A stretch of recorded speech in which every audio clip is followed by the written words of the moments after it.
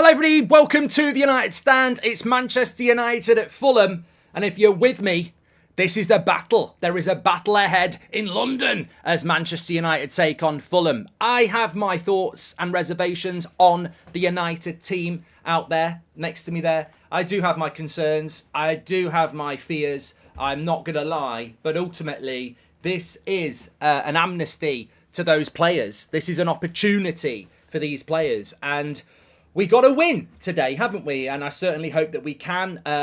Look, no Marcus Rashford is the big news. Apparently, he didn't train yesterday. He's not been dropped because of what Ten Hag said him in the press conference. He was disappointed with Rashford on Sunday night, going out clubbing to a party when he should have been training the next day. So he has been told off about that. But obviously, he did feature in the game against Newcastle and would, we think, have started today if he didn't have this injury. Look, some people will read conspiracy into that. He's been dropped. You could argue quite rightly dropped if he has been dropped, but that's not what we're getting from United. We're being told it is an injury, and if he'd been dropped, he'd be on the bench. So he's not involved at all. So you've got to believe that it would be an injury. Also, I feel that Varane on the bench again for Evans and Maguire. I don't, as I said, I think something's going on with Varane because, I mean, this just doesn't make any sense. It really, really doesn't. But you go with what you've got. And, obviously it's not the team I would pick, but the overriding feeling for me is not to be too critical about the team at the moment because this is about winning a game. I mean, I would not have Scott McTominay. I would not have Johnny Evans in the team. I wouldn't have Delo at left back. I'd have Reguilon in. I'd have Varane in. I'd have Amrabat in. They're three changes I make straight away. And all three of those players are on the bench. So, yeah, Varane, Reguilon and Amrabat start. And I'm a lot happier. But for whatever reason, they're not. Other than that, I think the front four is correct. I don't think Mason Mount did anywhere near enough to start against this game. I think Eriksen has to come in. Bruno has to play at number 10. And therefore, Anthony and Garnacho as the wingers, I don't mind. So, yeah, I'm reasonably happy with that team. Luke says, do you think Mainu should be starting? Well, I think you could have started Mainu, but then it's a huge game to do that. Looking at the bench, he is on there. You've got Binder, Reguilon, Varane, Amrabat, Hannibal, Mainu, Mount, Pelistri and Martial. I quite like the look of the bench, Sometimes you look at the bench and you go, I don't like it. I quite like that bench, considering we still don't have Luke Shaw. We still don't have Casemiro. We still don't have Martinez. We've now not got Rashford.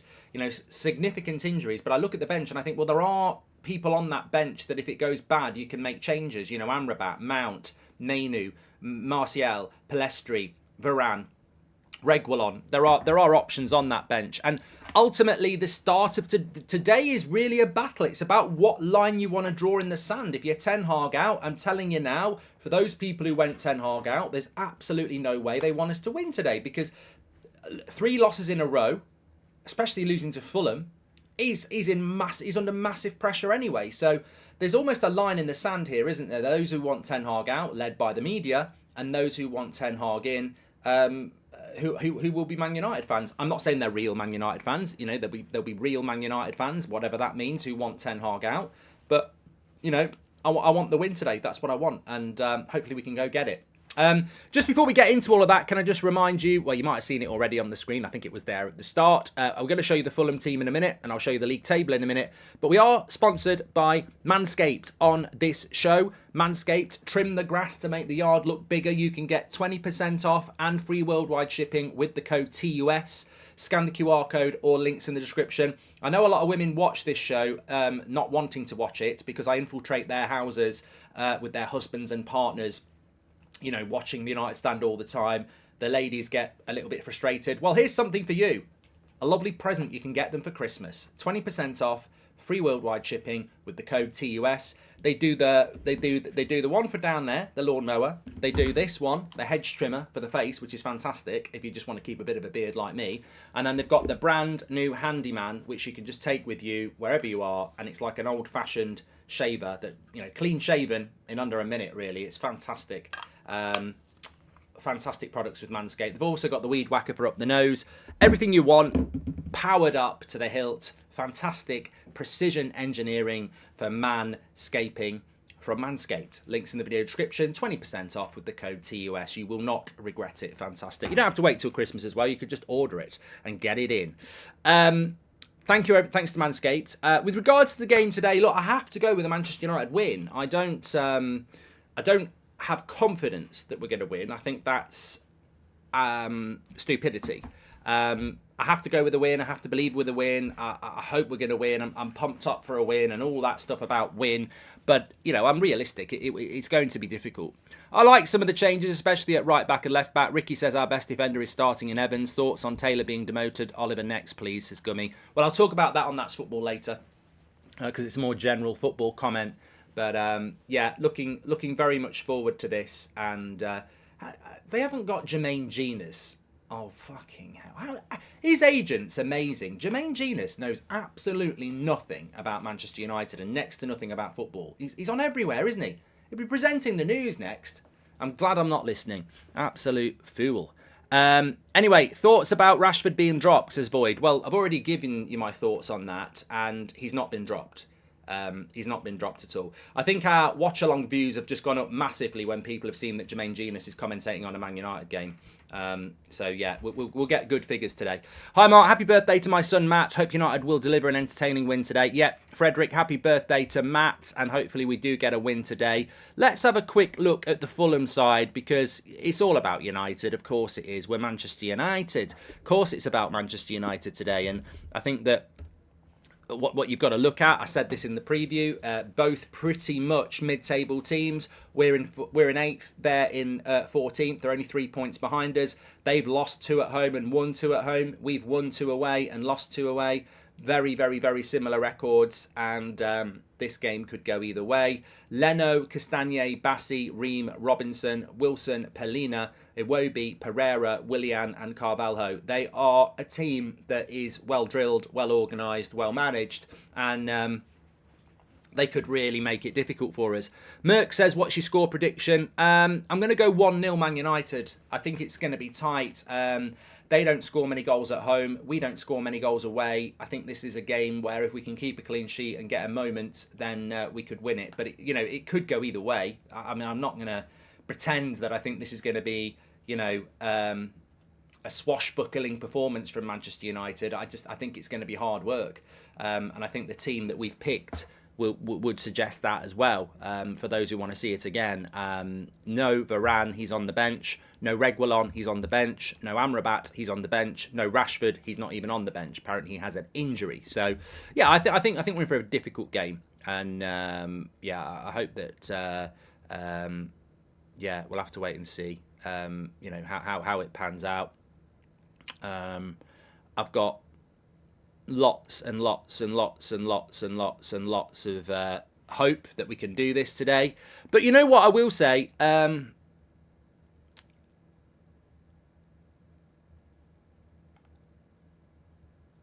Sorry, I have my WhatsApp up and I'm getting a few messages in because a lot of people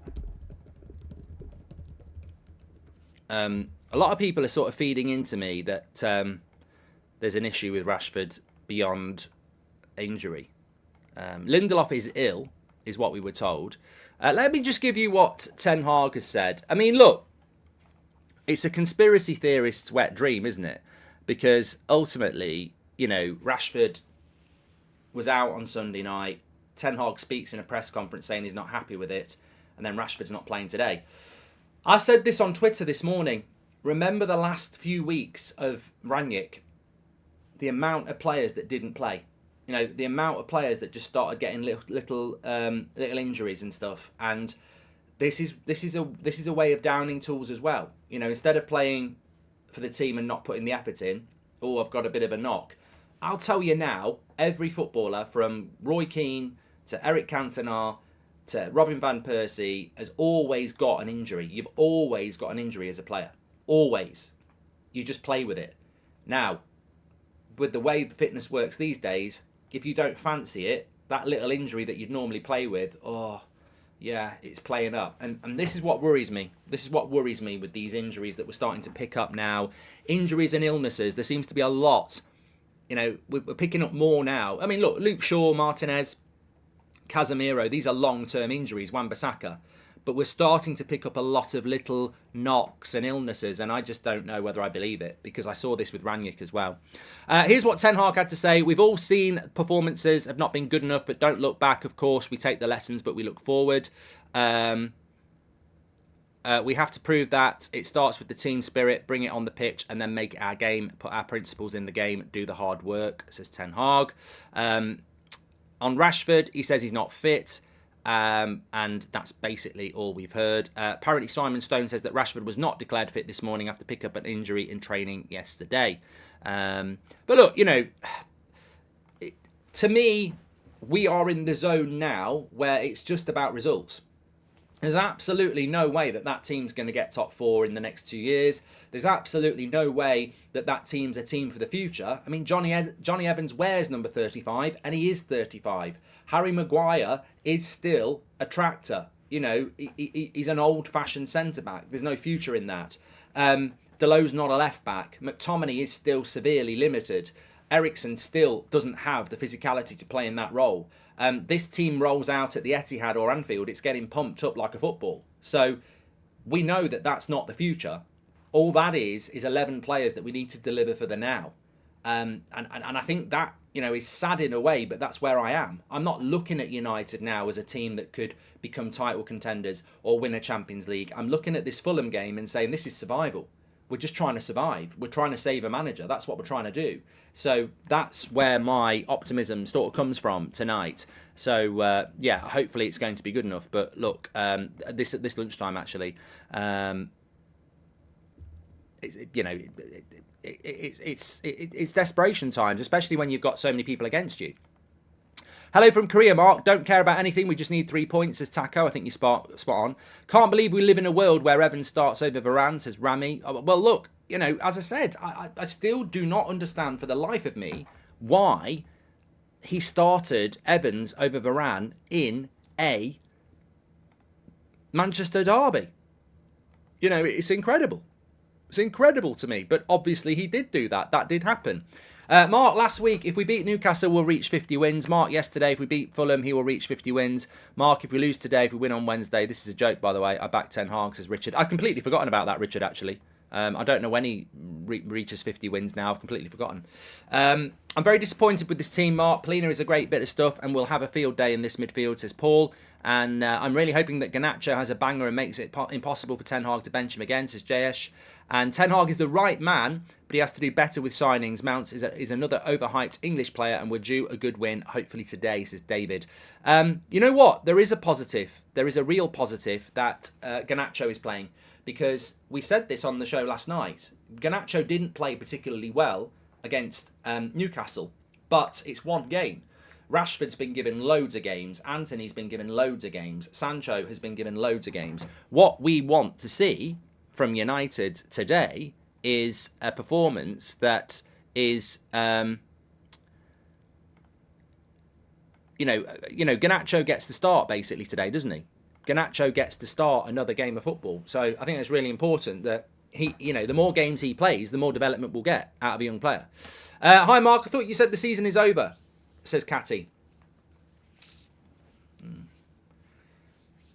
Yeah, I don't really know what you mean by that one, really. I mean, look, the season doesn't finish because I say the season's over. What I meant was that we're not getting top 4, we're not winning the Champions League, and we're not going to win a trophy, which is what was set as targets at the start of the season.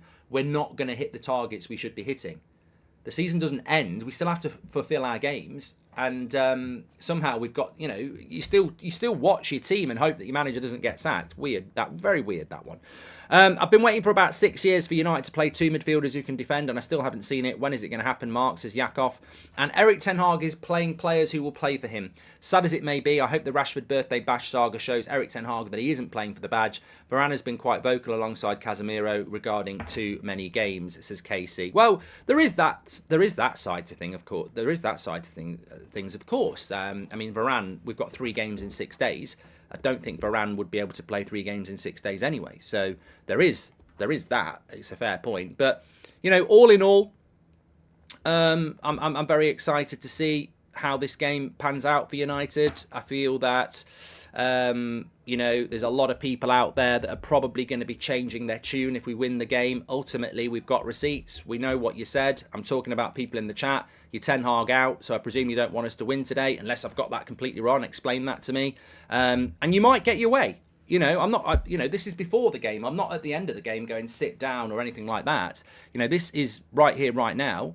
And it's I don't understand how you can want the manager out and then want United to win. It doesn't, when I was Ten Hag out, sorry, I've never been Ten Hag out. When I was Ollie out, I actually realised that, one, we were going to lose games, and two, the more games he lost, the quicker he was going to get the sack. It's a contradiction. I think, look, in my opinion, and it is only my opinion, if you start screaming and shouting Ten Hag out, it's because you want the team to lose and you want a new manager. I mean, if you want Ten Hag out, why would you want him to win the next 3 games? Because he's going to stay. If you want Ten Hag out, you shouldn't be throwing those words, and I'm talking mainly at the media here. You shouldn't be throwing the words out like I've heard over the last few days on radio, on TV. You shouldn't be throwing those words out that, the players aren't playing for him, he's not doing good enough, there's no style of play. You shouldn't be throwing that out. And then if United win today going, he's doing a good job. If you're going to say Ten Hag out, you've got to stick with that. I think when you say you want a manager gone, that can't be rewritten. If you decide you want a manager to go, then you want the manager to go. You can't change your mind because we beat Fulham. So, look, there'll be a lot of people who are desperate. I mean, I'm on TalkSport tonight with the Mark Goldbridge show. There'll be a lot of people in the media hoping that United do lose because they know it's right at the start of the weekend and it becomes a very easy story for the whole weekend. Match of the day tonight, Soccer Saturday, whatever they call it. Radio, everything. TalkSport, call-ins, the lot. They'll be loving it if United lose tonight because it's like all weekend, let's ramp up the pressure and try and get him sacked. And that's what, I don't give a toss who's playing for United today. I really don't. I would have played Amrabat, I would have played Varane, but really it matters not to me. It doesn't matter. All I want to do is win because I do want to sort of go up yours to the mainstream and go, swivel on it. You can't sack the manager, the fans sack the manager, and they can't sack the manager if he wins. And we need to bloody win. Let's be honest. You look at that league table there. Can we just get that up? Look at that league table. We're in 8th place with 15 points. Now, a win today could take us to 6th for a few minutes. I mean, it could take us to 6th anyway. So it just alleviates a bit of the pressure, and then Luton to come after that. So really, really important. But a few people talking about Varane. Look, regardless of fitness in relation to Varane, surely you play him in this game because this is the hardest game. Fulham away is harder than Copenhagen away, and it's certainly harder than Luton away. So would you agree that maybe we should start our backup keeper, especially against Newcastle last week with Onana going away soon, says Sam. And, look, he's not going away for a few weeks, 2 months, is he? Jim from The Crown says, hi, Mark, why isn't Ten Hag starting Reguilon in left-back? I back our manager fully, but I can't see some of his decisions he's making recently. Yeah, I mean, it's a good point, Jim. I don't really understand why Reguilon's not starting unless it's a fitness thing. Do you think Eric Ten Hag would want to sell the likes of Rashford, but he's been told he can't? If so, wouldn't you walk if you was in that position to sport? And Eric Ten Hag and Mount is the same as Ollie and Sancho. Chase the player or window, then don't play him. What is going on at our club, says Charlie Max. And we need to back Ten Hag. He did wonders with an average team last season. We sack him, we would be back at square one. I think with Rashford, I would, in my opinion, and from what I've seen, but also from what I hear, there is absolutely no way that Eric Ten Hag wants to get rid of Marcus Rashford. He really likes Marcus Rashford.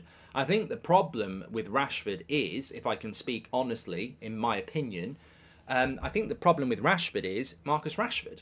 I think this is a little bit like me having somebody play for me or work for me who I really like and think I have a good relationship with, and then they sort of stab me in the back and, don't work hard. It doesn't mean I don't like them and I don't want them to do well, but their attitude stinks. And I think with Rashford, has Rashford delivered to Ten Hag what Ten Hag has delivered to Rashford? Ten Hag took over Manchester United when most people would have said sell Rashford. He came into the club and said, look, I'm going to get the best out of this player. He does get the best out of the player. He gets a massive contract in the summer, and then this season is terrible again. So I don't think Rashford. I don't think Ten Hag wants to get rid of Rashford. I think Ten Hag's done wonders for Rashford last season, and he's bigged him up. He's picked him. He's told him he's the star player, and then Rashford's just not delivered anymore. I don't think Ten Hag can be criticised for Rashford. He rejuvenated his career. He made him the star player. He's rewarded him. You know, it's not like Rashford can be going, well, I did well last year and I've not been rewarded. He's been rewarded. I don't think Ten Hag can be criticised for how he's, you know, if anything, he's probably been too protective of Rashford. You could argue that Rashford should have been dropped weeks ago. So I think Rashford needs to take a look at himself. We're in the same position with Rashford where we were with Ranić and Ollie.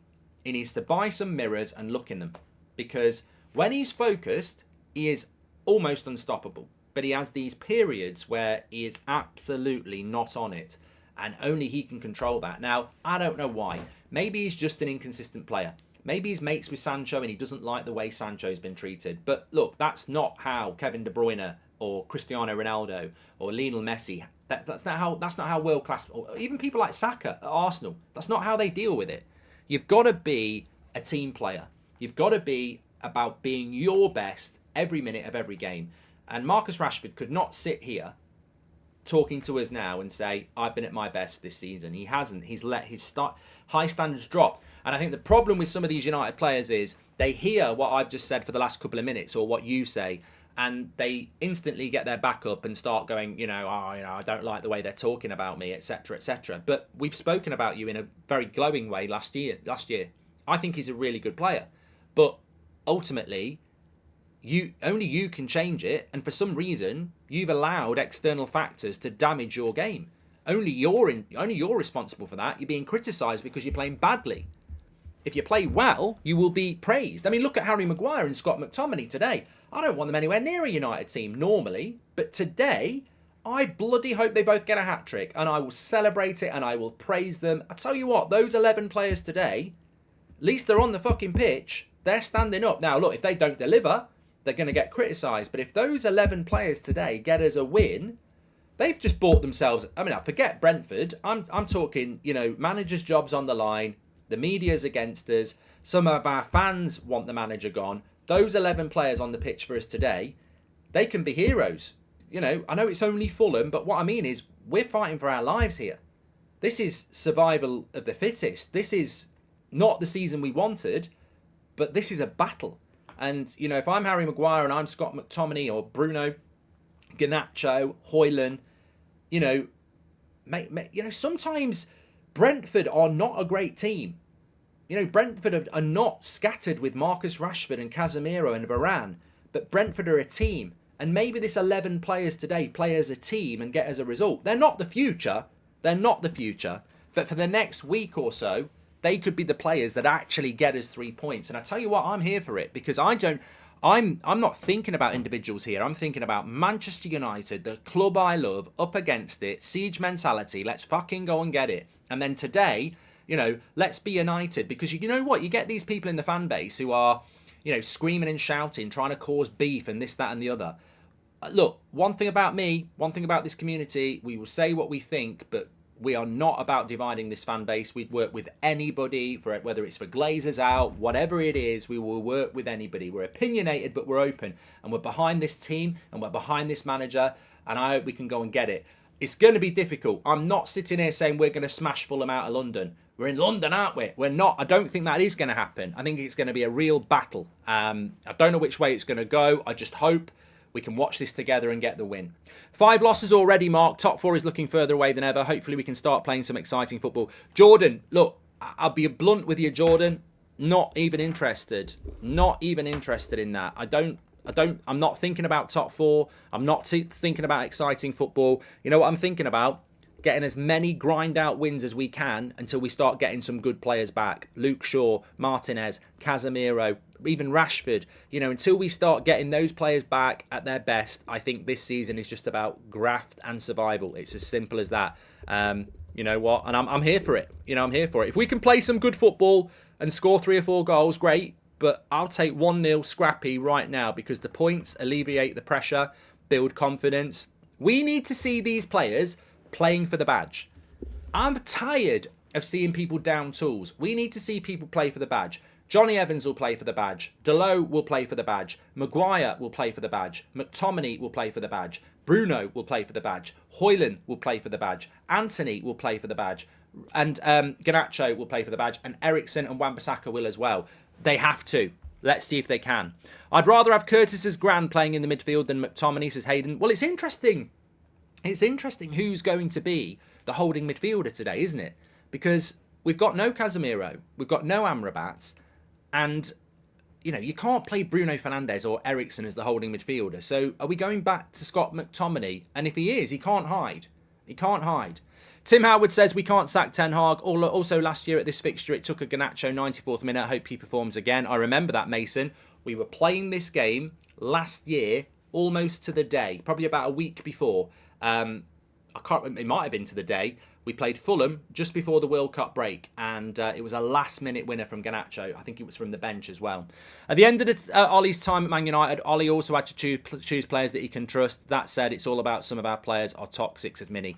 Look, the one thing Ollie couldn't do, the one thing Mourinho couldn't do, and the one thing I will admit to the Ten Hag outers is, right here, right now, I'll tell you the truth. I want Ten Hag to stay, you know, but I know if this was a battle, right? If this was a battle, and I'm on Ten Hag's side, and there's Ten Hag army in, and there's Ten Hag army out, and we're stood there, I genuinely don't know which way this is going to go. I'm not confident just because I'm on the Ten Hag side that we're going to win this battle. I don't know which way it's going to go. I really don't. I think it's 50-50. So if you are Ten Hag out, you know, I'm not bigging you up. I'm just saying you might well win this battle, but I'm in it. And I'm Ten Hag in. I think it's 50-50. But it's a great point about picking players that you can trust. You know, Ollie did it. It wasn't enough. Mourinho tried to do it. It wasn't enough. What I would say is, if Ollie had come through it and started winning, and Mourinho had come through it and started winning, I think there is a way back. Because if we start winning with these players, the players that he's not picking who are against him will look at it and go, well, I've lost. You know, and I better start playing well if I want my place back. Imagine if United won their next 3 games, 3 or 4-0 and played well. It won't happen, but imagine if it did. The Varans, the Rashfords, the Amrabats, the Reguilons, you know, everybody else, if they want to play football, they've got to play football. You know, they've got to play for the shirt. What's wrong with Varane, says Drub? Well, he's on the bench. I don't know. He's on the bench. We'll have to wait and see. Don't forget, we're sponsored by Manscaped. 20% off, free worldwide shipping, fantastic male grooming products. They really are superb. Use the code TUS by scanning the QR code or going through the link in the video description. You're very welcome on the channel as always, and big shout out to Manscaped. I'm excited about this one. I'm pumped up. You know, I didn't think I would be, but I am.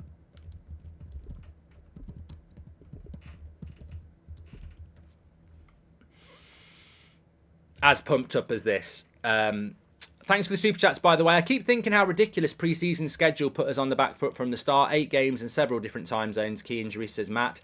And I know it's got nothing to do with today, but thoughts on Andy Taylor being sent to the Championship? I wish this happened more, honestly, says Dory. I'm literally going to talk about that on Newcastle against Arsenal. That's Football Watch Along at 5 o'clock tonight. So it's on my list to do. I'm just very focused on United at the moment. But I think it's a good thing. I think it's the right thing. And I think it should have happened with Michael Oliver as well. Thank you very much for your super chats. Please do subscribe to the channel, bottom right hand corner. You're very, very welcome on the United Stand. We are very close to 770,000 subscribers. We're only 500 away. So bottom right hand corner, smash that subscribe button. You're very, very welcome as always. Real fan opinion as ever on here. Look, I have my opinion because it's real fan opinion, but we also have yours, which we will bring in as the game goes on. Also, I think it's in the video description as well. We are sponsored by Manscaped, but we're also sponsored by OneFootball. You can download that for free through the link in the video description. Get all your latest breaking football news. You'll see your stats going around for the teams during the game, like possession, etc. But if you want the individual stats, get it on OneFootball. Absolutely fantastic there. And yes, that's where we are at the moment. We're just waiting for this game to start. I think it's a minute's silence going on. Is it Remembrance Sunday tomorrow? I'm not being ignorant. It must be. I haven't got the audio on, but and everyone's wearing their poppies at the moment. And yes, fantastic. Observation from the Craven Cottage crowd. Daniel Felgate, welcome to the United Stand Members Club. Thank you very much for supporting us.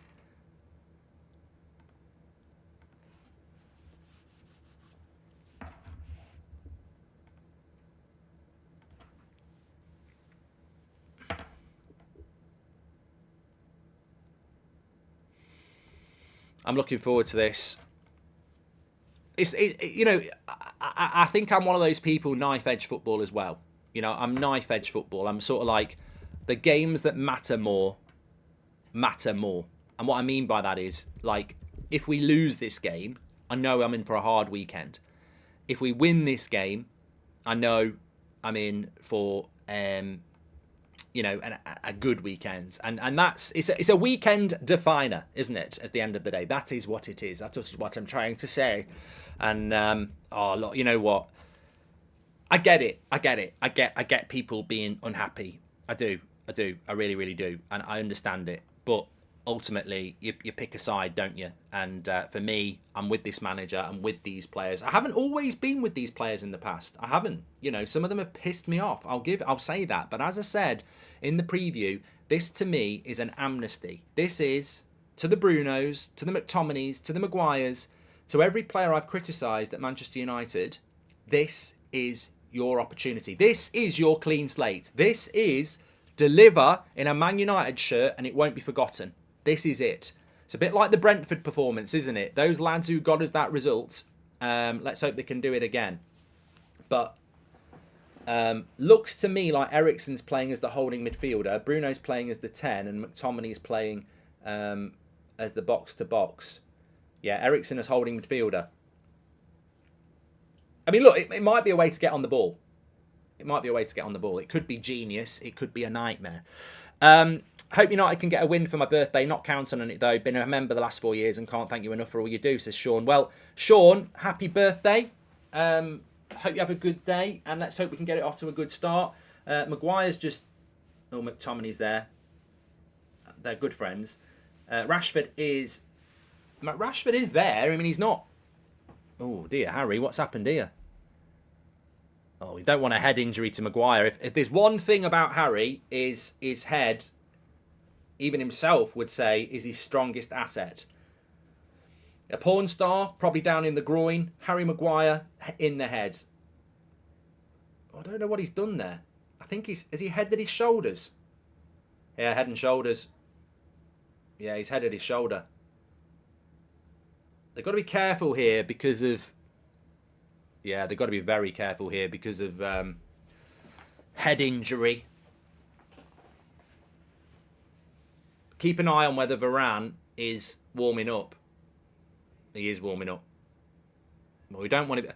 I never thought I'd say this, but we don't want to be losing Maguire this early in a game. It's concussion they've got to be careful of. His eye's swelling up already. Bruno, stand up and start doing some stretches. Come on.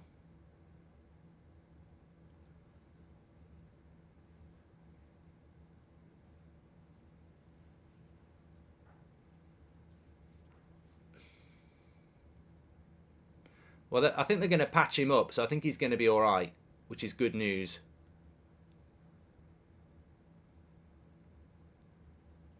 But if there's any doubt...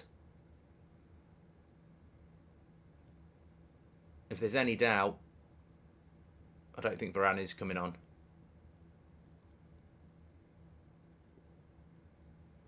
No, I think he's going to be all right. He stood up. I think he's all right.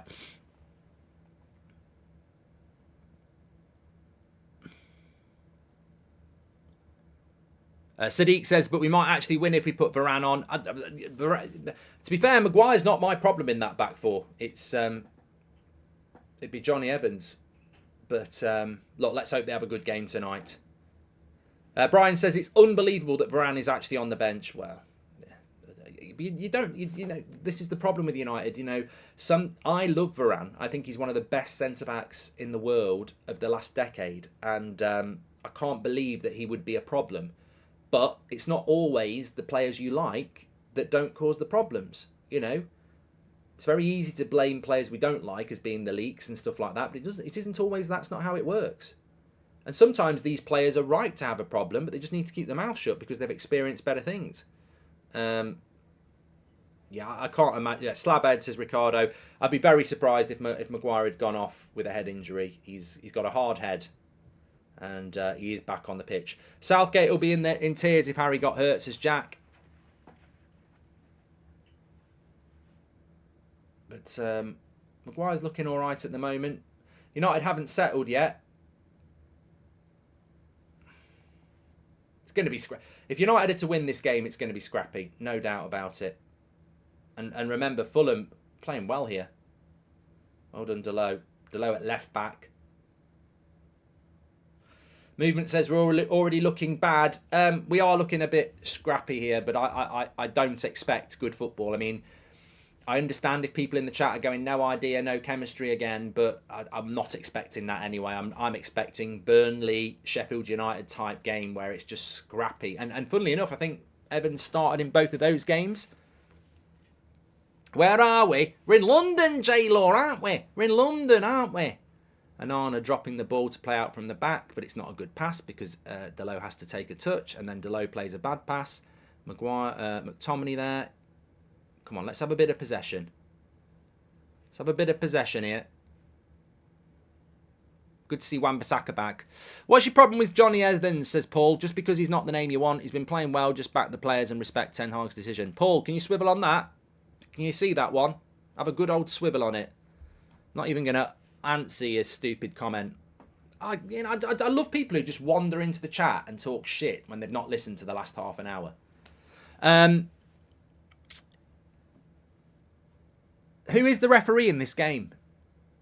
I mean, I've just actually, in a way, I'm quite happy that I've... See you later. Take care. In a way, I'm quite happy that I've just thought about it because there is no... I've not had any thought about officials at all. And as we know, John Brooks is the referee. As we know, across the whole of the Premier League, most games, there's a dodgy decision. Let's pray. You know what? If Ten Hag loses his job because of VAR, I'll go mad. I'm really mad. Craig says Mark's really arrogant and cocky. No, Craig. You know, so basically, you can stick up for Paul then, can you, Craig? What he's saying is that I'm not backing the manager and I'm not respecting the team's selection and I've got a problem with Johnny Evans, which is completely and utterly contradictory to what I've been talking about for the last week. I completely back the manager. I completely back these players. But if I had my choice, I'd play Varane over Johnny Evans because he's better. That's all I'm saying. I like Johnny Evans. I don't think he's particularly, good. But, he'll give his all. Ben thinks Johnny Evans is better than Varane. You see, I didn't have to read that out. Everybody's entitled to have an opinion. I have mine. Dutch TV have said that Varane is a bit ill, so didn't start, says Mwai. Maybe. Here's Bruno. Oh, that's late. I tell you what, he's got to book him. Book him! Oh, fucking hell, ref. Here we go again. Gets away with a bloody elbow last week. Look how late that is. That's a yellow card. How is that not a yellow? How is that not a yellow? Pratt, referee again. Rubbish ref again. He's gone to ground. He's stopped an attack. That is the definition of a yellow card. He's gone to ground. He's out of control. And he stopped us on an attack. And he doesn't even give a fucking yellow. Inconsistent bullshit again. Yes! Get in! McTominay! Scooby-Doo! 1-0 to United. Garnacho gets the cross back across the face of goal. And McTominay's there again to tap it in. Get in! Shut up! And sit the fuck down. United leading 1-0. Ooh, only 8 minutes gone. Stick that in your pipe and smoke it, mainstream media. Have that. Ten Hag outers, mainstream media, Jadon Sancho, and John, the fucking Aston Villa fan who was giving it large in the pub last night. Swivel on that. He's never offside because it's a cutback cross. It's 1-0 to United. And Garnacho's come from an onside position as well. Come on! That looks off to me. He's absolutely never off. Million miles on. Get in. United lead 1-0, and it's Scott McTominay again. Criticise him all you like, Goldbridge. But that is not offside. Absolutely not. He's miles on. Shove your VAR up your fucking arse. Why are they even checking this? Who's bloody doing that? Why are you checking that? Why are they checking that? Well, Maguire's off. Don't fucking be stupid. Don't be stupid. Oh, here we go again. Here we go again. If they give this offside, they can screw it. They can absolutely screw it. What are they looking for? Garnacho's onside. What are they looking at? What do they look at? Maguire doesn't even touch the ball. What the hell are they looking at here? What the hell are they looking at here? I'll tell you what, right? I'll tell you what for free. They've given it offside! Fucking jokes! What a bloody joke! What the bloody hell's going on? Why are they giving that offside? What are they giving it offside for? He doesn't touch the fucking ball. What are they doing? How the hell is that offside? He doesn't touch the fucking ball.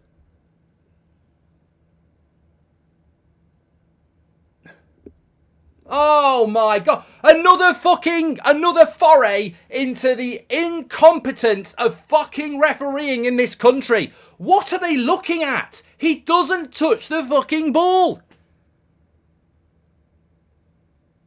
They're looking at Maguire. What are they doing? Garnacho crosses the fucking ball. What are you looking for?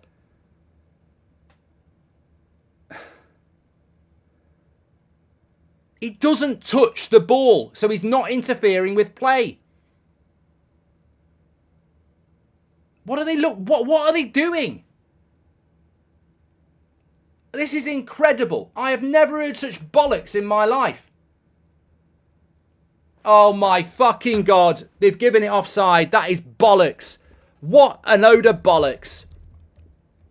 That is a disgrace.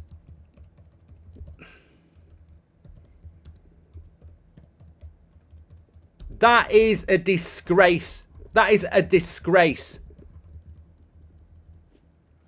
That is an absolute joke. I have never seen such shit in all my life. Even Liverpool fans will be looking at that and going, what a load of fucking bollocks. That is disgraceful. So basically, I don't even understand why it's offside. The cross goes to the back post. Garnacho's onside, crosses it to McTominay, who's onside. We score a goal, but they're looking at Maguire, who doesn't touch the ball, but is active. That's bullshit. That is they're looking for stuff that nobody would know anything about. This is fucking Michael Oliver last week. Man United's being targeted here.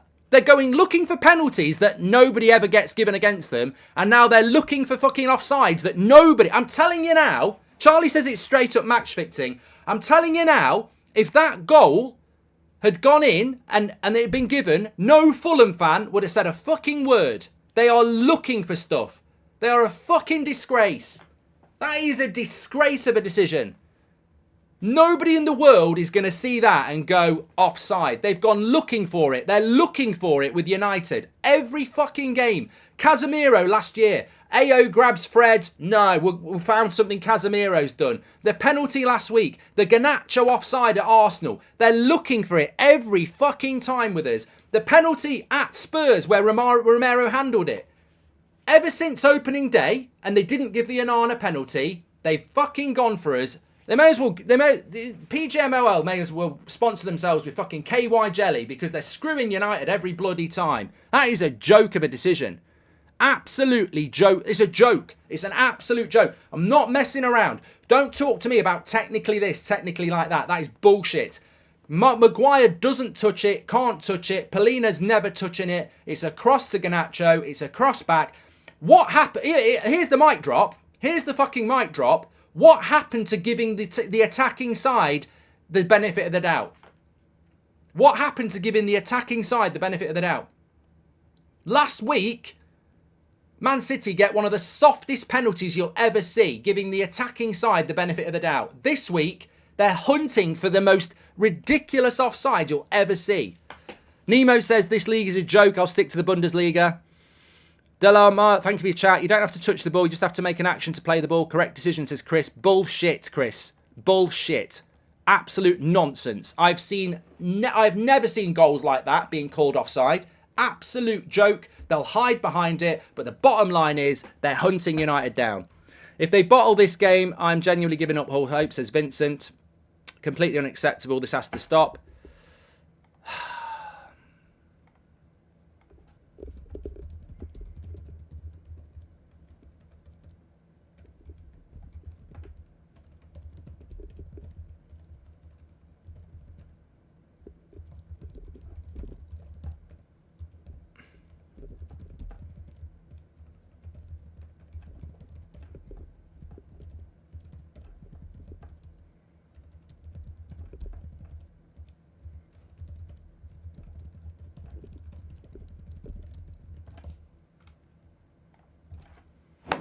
Oh, fucking hell. VAR ruining the game we love again. What a load of garbage to Shane. You know what? I do, that's football. And if that happened tonight with Newcastle and Arsenal, I'd be angry as well. That is not what we want football to be all about.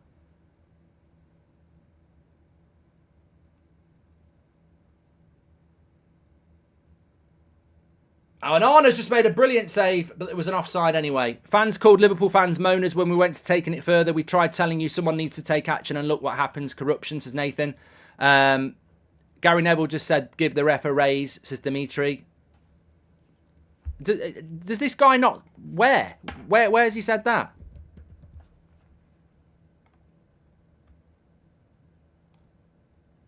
He's not even on... he's not even commentating, so he can't have said that.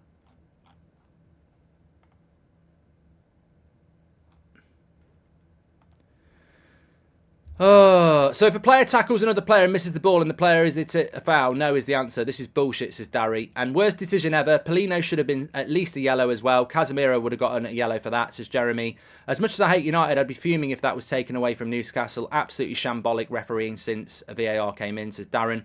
Plot twist, the media can't sack Ten Hag, but referees can, says Ian.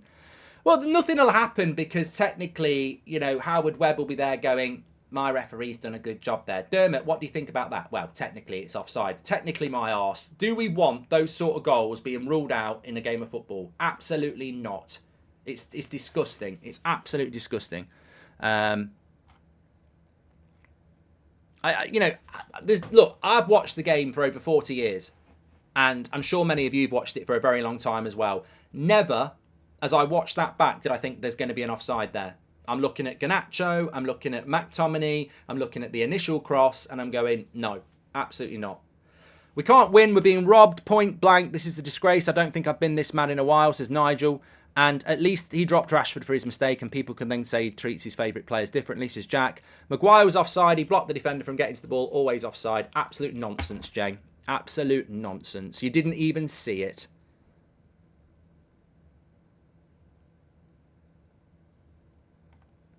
Why are refs sent to the screen if it's got to be clear and obvious, says Sportfolio? Well, this is my point. This is my point. They're referring him to the screen. They're not even sure.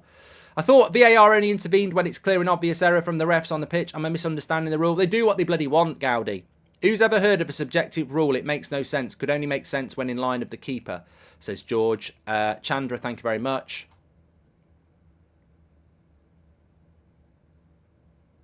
You know what? If you want a mic drop here, apparently Maguire has interfered with play and therefore is offside. Man City at the Etihad this season, Akanji in line of the goalkeeper goes to kick it, misses it, ball goes in, not interfering with play, goal given. This is my point. They're hunting for stuff. Last week, we didn't get an apology because of the penalty on Højlund, but it'll happen 50 times over the weekend. It's the inconsistency. They go look. My point is, they go looking for stuff with United, and then they hide behind the technical rules. But it's bullshit. Rock says they bought VAR in for blatant mistakes, not this bullshit. Yakov says there's actually no point celebrating goals anymore, as it might get chalked off for a made out for other rule. Exactly.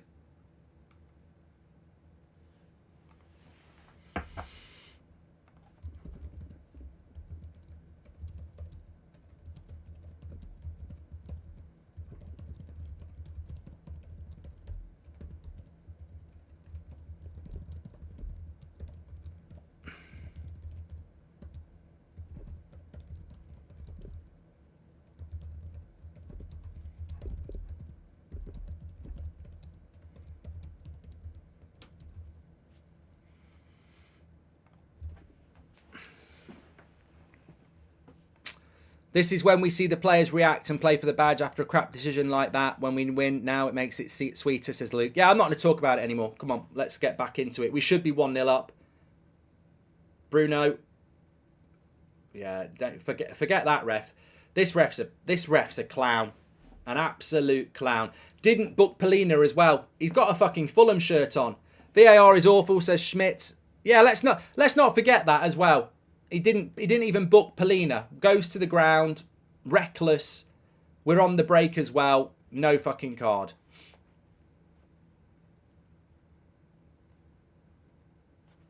Nobody can say Howard Webb loves United now, says Dylan. VAR is useless and it's subjective, says Sam. Anthony is actually more limited than I expected, says Christopher. Yeah, we just need to get our heads now. Get our heads. You said it, Mark. After the Diaz offside and people laughed at Liverpool, their club was screwed next, says Garlic Bread. Fans should start holding banners against VAR, says Kevin. I mean, it's a great point. I mean, I'm not doing That's Football. I do get very angry about the officiating on That's Football in general. I mean, I was angry what happened to Liverpool. I was angry what happened to Arsenal. I was angry what happened to Fulham against Man City. I don't have a horse in the race when it comes to the PGMOL. Obviously, I'm going to get more angry when it's my club like today. But there is a great point to be made, which is what Yakov said, which is we're now at the point where we can't celebrate goals. Because that goal there, I don't see a problem with it. And I don't celebrate fully anyway, because there's always VAR you've got to think about. But you can't celebrate goals anymore. You cannot celebrate goals anymore because there might be something that happened a minute before at the other end of the pitch. Or there might be somebody doing something off the ball that you haven't seen. You know, they've taken... VAR is not only being handled by incompetent people, it's also taken the joy out of football. I was watching the Carabao Cup game on Wednesday, and actually it was far better than any Premier League game. And there was decisions there that VAR would have picked up on. But, yeah, they've totally and utterly fucked football up the arse, really. It's just lost its spontaneity, hasn't it? Quick free kick from Fulham here. Willian, you know what's going to happen, and it goes for a corner. Rice says refs are getting worse. Is anyone else listening to Genius? Absolute joke. If he can get a job in commentary, anyone can, says Thomas. Well, he's terrible in relation to United as well. This is the guy who, on Match of the Day, when we got the cancelled game against Liverpool, said, I don't know why United fans are protesting. The Glazers spend a lot of money. I mean, that's taxpayers, British Broadcasting Corporation, primetime TV. And he's allowed to talk unresearched shite like that. They said it was a subjective offside. What the fuck even is that? And I have the name of the ref and VAR, Robert Jones and Andy Manderley. Send them to Stoke, says Jack. And mate, they're looking for it. They're looking for it. Paul Matt says, Genius just said on commentary that it was the correct decision because you can't be in an offside position at any time. That's national TV commentary, mate. That's your national TV commentary. You can't be in an offside position at any time, according to a national TV commentator who, just for accuracy, is talking out of his arse if he said that. You can be in an offside position multiple times and it not be offside. I'm wondering if PGML is going to refund the multiple bets I've put on, which they have shafted us. It's bullshit, says Jacob.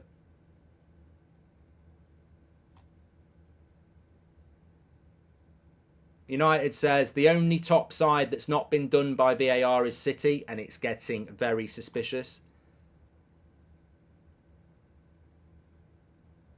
VAR always gives the refs control. It's an ego thing now, says Sid. Look, I don't like the officiating anyway, but my message would be to the PGMOL is that you are destroying football. Like the core principle of football, you're destroying it, and that's not what your job is. We've got the greatest league in the world. We've got the greatest sport in the world, and you are diluting it. So you're getting it wrong. You don't go looking for things. Last week in the Manchester United derby, you went looking for a penalty that you won't give in every other game again. And today you've gone looking for an offside that you haven't given multiple times this season. Like, you know, the prime example was Man City against Fulham. Akanji's offside and puts his foot in the way of the ball, and you gave the goal. So what we're talking about here is, because you will get the geeks in the chat going, technically under rule 4.2a, Maguire is active and trying to get the ball, therefore technically it is offside. I don't dispute that. I don't dispute the rule book. What I do dispute is that in the rule book, when a goalkeeper keeps it for longer than 5 seconds, it's meant to be an indirect free kick. In the rule book, when someone passes it back and the keeper picks it up, it's meant to be an indirect free kick. We never see it. They're hiding behind rules when in common sense terms, we never see those goals ruled out for offside. So my point stands, they are searching for stuff against United. Rasmus does foul Rodri in the box slightly, but we don't see those free kicks given. And what I'm saying they're doing with United is they're searching for stuff. They're looking for stuff every game. Romero was a handball against for Spurs. But somewhere in there, they'll say, we feel he was in a natural hand position. But we've seen penalties given for that. The Garnacho offside, they didn't look at that long enough. If you look at some of the offsides that they've had to overturn, they didn't look at that long enough. The refs were obviously just making up for having wronged Fulham in the City game, says Robert. Oh, yeah, great. Yeah, brilliant. Swedish presenters didn't even know what they were looking at, says Reckon. I tell you what, if we do win this game and we do score again, it's going to make it even sweeter.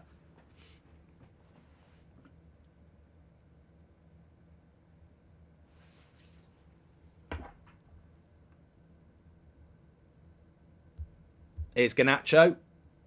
He's doing all right, Garnacho.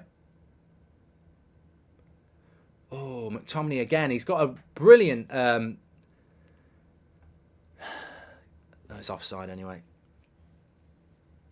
There has been a generational shift. I remember in the 90s and the noughties, refs were sympathetic to us. Busby Babes legacy and romance of our club. Now officials are against us. Super League legacy, says Andrew O'Brien. Refs, a bunch of inserters. Game's not about you, says Fabled. And VAR can absolutely do one. Hopefully we go on and win the game to stick it to them, says Jacob.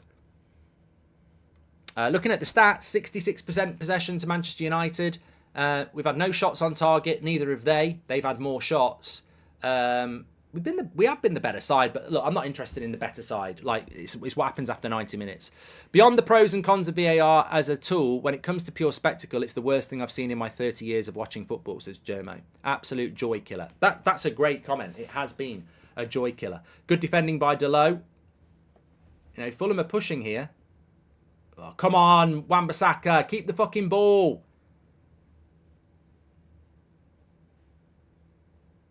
I think I'm with you, Big. I think Fulham have countered very well. They've looked more threatening in the box. We've had more of the ball, but they have looked more threatening in the box. I know I did say I'd forgotten about the refs, and then I remembered that there will be something. Didn't know what's worse this season, our performances or the refereeing in the Premier League, says Pradnia. Rashford is on the bench, not the squad. The bench. No, he's not on the bench. He's not on the bench. It's not even United versus Fulham. It's United versus VAR, says Boggy. Richard says, Dinny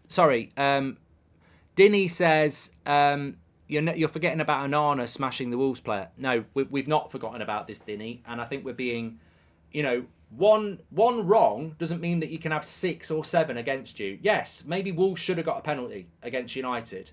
But you can't, the Romero handball would have been the equaliser for that. We've had about 7 or 8 terrible decisions. You can't keep giving us dodgy decisions because of one mistake that the referee made. People act like people act like we said no penalty to Wolves. Like, it's nothing to do with us. That was the officials for that game, not us.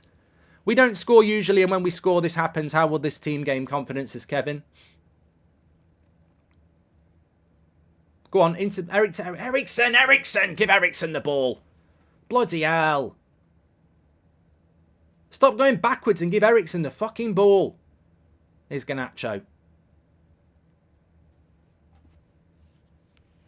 Thanks everyone who's tuning in, by the way. Please do subscribe. Bottom right-hand corner, we've got player ratings in the second half, match reaction, fan forum.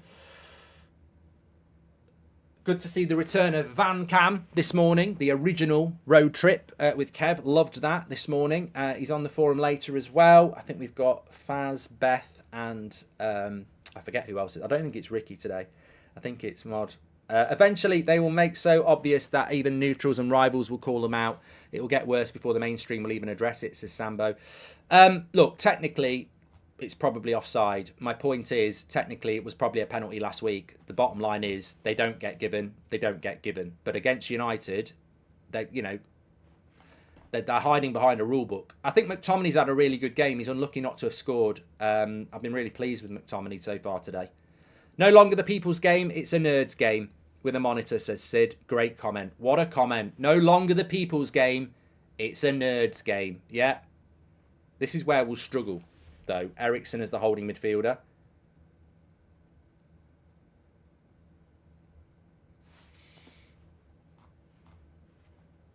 Happy birthday to Darren. That's from Gabby. Here's Anthony. Ref! Hey up! Put him in a fucking book and give him a yellow. Is he booking him? Yes, fucking hell. At least he got his cards. I thought he'd left them at home. Oh, it's a scissor tackle as well. Disgusting. Disgusting. I mean, I wouldn't give a red, but it's definitely a yellow.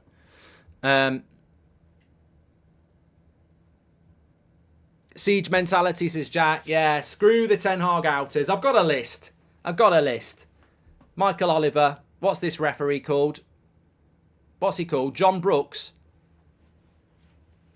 Mark, I'm watching a game from last season. Beautiful, says Mohammed.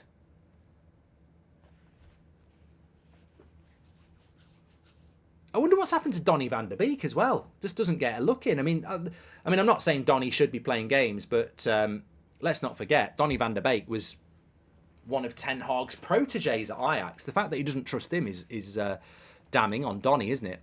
We've been incredibly unlucky. VAR and Onana mistakes on top of not playing well. It's been a really tough season. I feel bad for Ten Hag, says Daniel Luciano. Thank you very much, Daniel. Bruno on the corner here. I love you, Mark, but stop complaining about the crap refs. You win some, you lose some. Aussie. Well, no. Johnny Evans over the bar. I just want to see our wingers cross the ball more and find out players, says Salty. Well, again, look, it's a graveyard shift for Hoyland so far, isn't it? Mark Dodson, thank you very much. Welcome to Members Club. Love the show, brother, says Rahul. Can you reveal to us? No, stop. Rahul, no. Like, we're not talking about stuff like that, and misspelling it isn't going to get you a shout out. But thank you very much for your support. Get back, Evans, says Rob. Thank you very much, Rob. You should have scored there, Johnny. Some people are saying every team gets bad decisions. Mate, you're talking to the wrong person here. You might not like the United Stand, and you might not like me, but my CV is very, very consistent. Yes, I think it's a disgraceful decision because it's against Manchester United, but also, remember, I called it out against Liverpool. I called it out against Arsenal. I call it out. Edge of the box, Bruno. Nah, shit shot. I desperately want us to score. This is, you can come in and be a rival, and you could come in and be a troll, but I'm not interested because I'd call this out if it happened to Newcastle. I'd call it out if it happened to Arsenal, Liverpool. The refereeing and officiating in this country is diabolical, and it's happening every single game. I mean, Brighton, talking about fucking Fulham, Polina last week elbows someone, leaves them on the floor, doesn't get a red card, and then the second half gets the equaliser. It's a disgrace. You know, Brighton have got every right to be fuming. Does anything happen? Was there an apology? No. You know, Anthony Taylor's been sent to the Championship. He should bloody stay there. Like, there should be more of them going there as well. But the problem is, Anthony Taylor gets demoted. They give someone else promotion, but they're shit at their job as well. They're all fucking rubbish. McTominay, pass it. Oh, come on.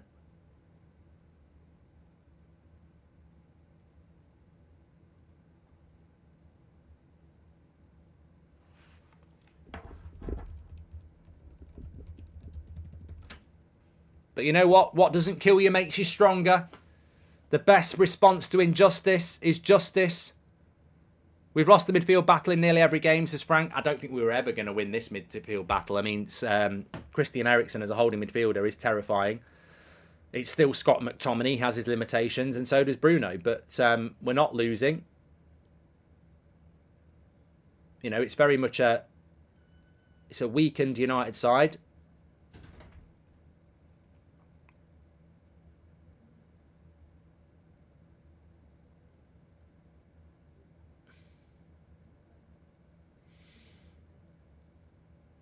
Just spent some time looking the ref up, and he gives about 24 fouls per game, but only averages 4 cards a game. So wouldn't be surprised if it gets a bit tasty, says Dorian. Good bit of stats there.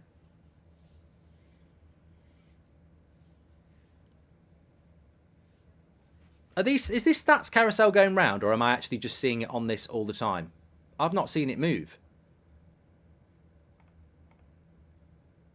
Maybe I'm just always catching that page. Daniel's not happy with McTominay's passing.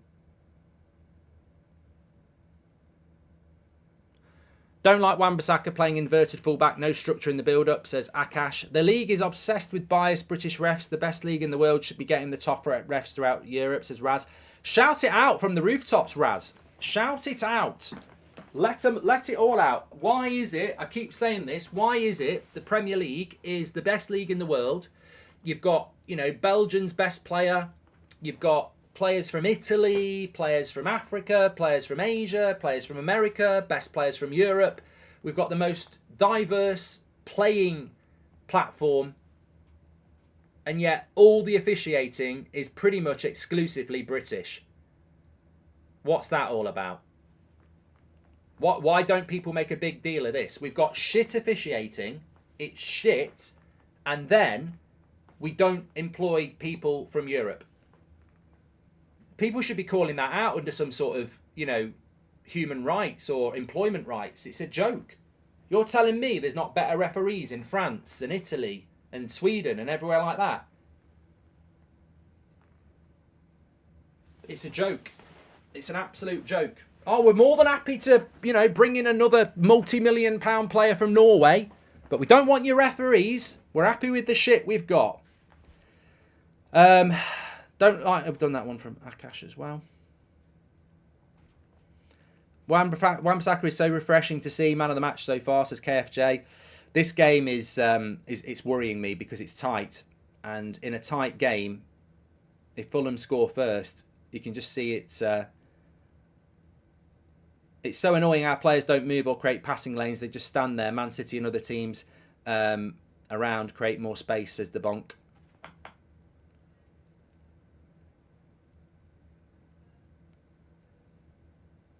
What's all that noise I can hear?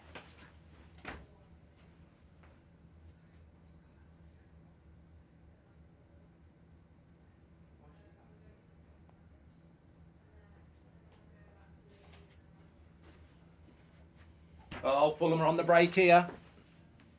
They're on the break. They're on the break. And he shoots wide. Yes. That was a United attack there from Iwobi. Options and shoots from a stupid place. Good old Iwobi. He's been watching us. This is a really good break for Fulham. This is what we do. You've basically got a 2v2. He's got a 2v2 and he shoots from somewhere he's never going to score. If we score again, it will be chalked off due to the wind blowing in the wrong direction, says Martin. What's wrong with Varane that we're starting Evans? More tactics, says Isaiah. Well, yeah, I don't know. I mean, I don't know whether Varane's fully fit or whatever. I don't know. But you know what? Actually, if we score again, I will react really, really happy. But then I'll think, no, there'll be something. Watch the offside replay. Rasmus is pulled back the exact same way that he was given a penalty against last week. Just awful refereeing, says Charlie. I'll tweet it.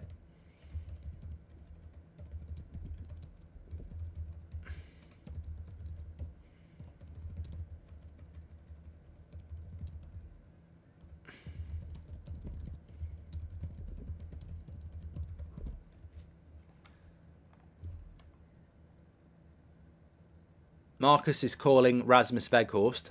Yeah, Marcus, you just don't know anything about football.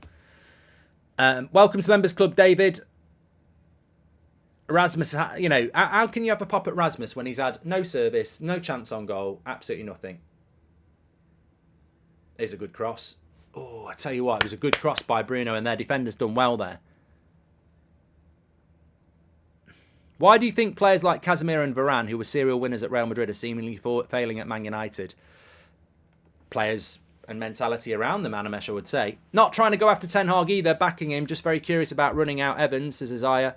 The officiating in every league is national, not just exclusive to England. Refs in Spain are Spanish, refs in Germany are German. That's how it is. Well, it shouldn't be, Schmidt. We can change that. Oh, Delo. Mark, who would you like to see Eric sign in January, says Shane. Mate, I'd just like Eric to be here in January. It's as simple as that for me. We're only 200 subscribers off 770,000 by the way, so please do subscribe. Bottom right hand corner, we're only 200 off. And remember, if you want to get your Christmas jumpers, we've only got 100 left. They're nearly all gone. Knitted Christmas jumpers, exclusive run this Christmas. We do ship worldwide. I know it's a little bit early, but they're ready to go. And nice little badges on the arms as well. Links in the... Well, I think it's pinned in the chat somewhere, but we're really running low now. So if you want to get one, get your order in today. Jamie's just got his. Thanks for all your support, everybody, by the way. I'm not going to predict anything. I don't even want to potentially jinx United today. Oh, come on, Ericsson. He's got to be stronger than that. You should have won the first tackle. Good. That's what you got to do, McTominay. Well done. Come on. Oh, Rasmus, you've got to lay that off a bit better there. It's there. It's there to be won, this.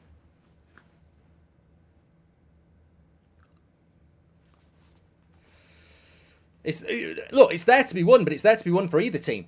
I'm not saying it's there to be won for us. I mean, Ericsson as a holding midfielder, I've just got to shout out to Wolf Wall, who says Ericsson's so slow. I said it at the start of the game. Ericsson as a holding midfielder is really risky. He's got no physicality. He's not particularly quick. He's there to conduct the game. The problem is, there was a 50-50 there he didn't win. Then the Fulham player miscontrolled it, and then he definitely should have won it, and he lost it on physicality. So he was slow, and he wasn't strong enough either. And it is a risk. I think Ten Hag's done it for possession, but I personally think I would have probably gone with Amrabat. But again, you just don't know what's going on behind the scenes. I mean, I would have picked a different team to this. I'm not lying, but I don't know what's going on behind the scenes. And really, you just got to back the players he's picked, because the result, to me, is more important than anything else. And let's not forget as well that Rasmus is 20 years of age. Like, I think the expectations on what is a developmental signing is sometimes a little bit unfair, I believe. What do we got? Still, well, let's tell you what, I feel like the first half's gone very, very quickly here. But I said it would be tight. I went 1-0 to United, but I said it would be tight, and it has been.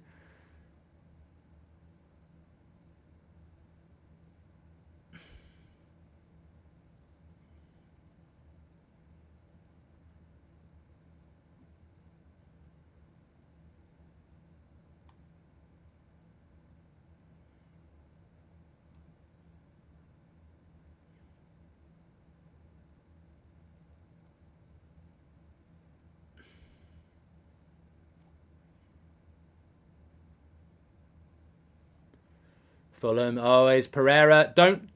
That's it. You're right. Well done, Scott McTominay. I've been impressed with McTominay today. I know some people give him a lot of stick, including me. But, this is probably his level. Fulham wanted him, didn't they?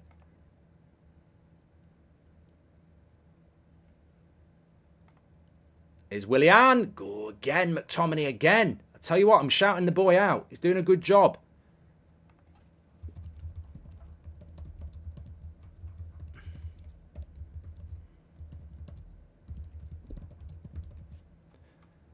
Should have a goal as well. Should have a goal. Maybe we'll talk about that at half time. But look, let's get to half time. You concede first in this game, you're probably lost. I think it's just going to be tight. Pereira with the corner. He's going to put it right on Eric. Oh my God. Good play, Maguire. 44 minutes. We're such a confidence team. Everything affects them. That's the real worry, says Nicholas, for me. No one saying, come on, let's go again after the disallowed ones, isn't it? Well, we don't have leaders. I don't have a problem with, Roy Keane saying that, Bruno's not a captain for Man United. I don't have a problem with it because, maybe he is, maybe he isn't. But the thing is, who are you going to replace him with? I can't be bothered with people who moan and don't have a solution. It's like saying Ten Hag out, but then no one will tell you what they're going to do. That's weak from Bruno there.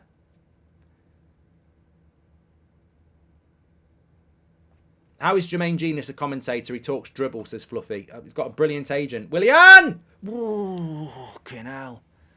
Mark, have you noticed how when our opponents are quick, we tend to play better attacking football, says Jay. I think United suit playing away from home.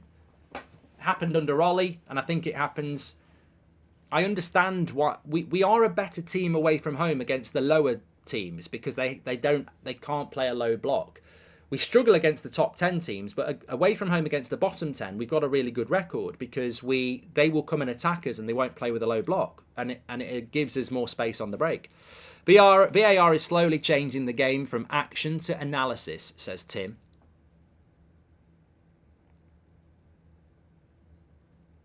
Jermaine Genius is calling Anthony pathetic. Well, there's xenophobia in this country, I'm afraid. The reason it's xenophobia is because it's always Anthony. It's always Anthony.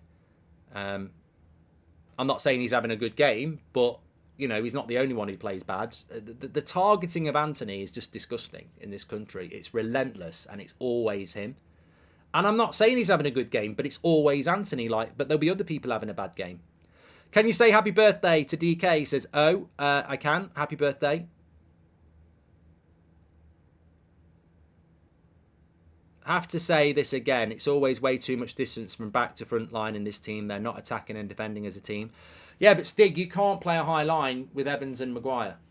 So there is going to be a massive gap between defence and attack, which will ultimately isolate your striker, which is what's happening. The distance between our back line and Højlund is huge. And the midfield is not mobile. Like McTominay and Eriksen and Bruno are not mobile. So Højlund ends up completely and utterly isolated. But you can't play a higher line when you haven't got Varane and Martinez. So the gap is massive. Get Mainu on.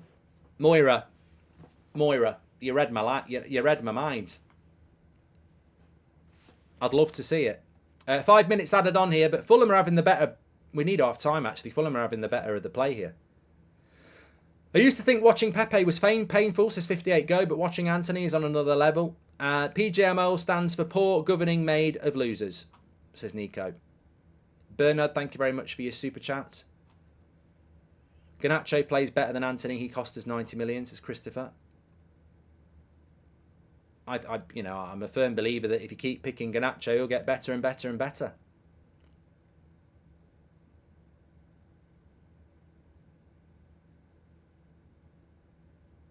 Come on, McTominay. Forward. I think we're winning the ball back and we're always going backwards. Go fucking forwards. Players are crap. They want to sack the manager, says Dylan. Good ball by Maguire. That was exactly what we wanted. And then Eriksen. Fucking hell. Here we go. Garnacho. Where's he going to go? He goes to Bruno. Fucking hell. I mean...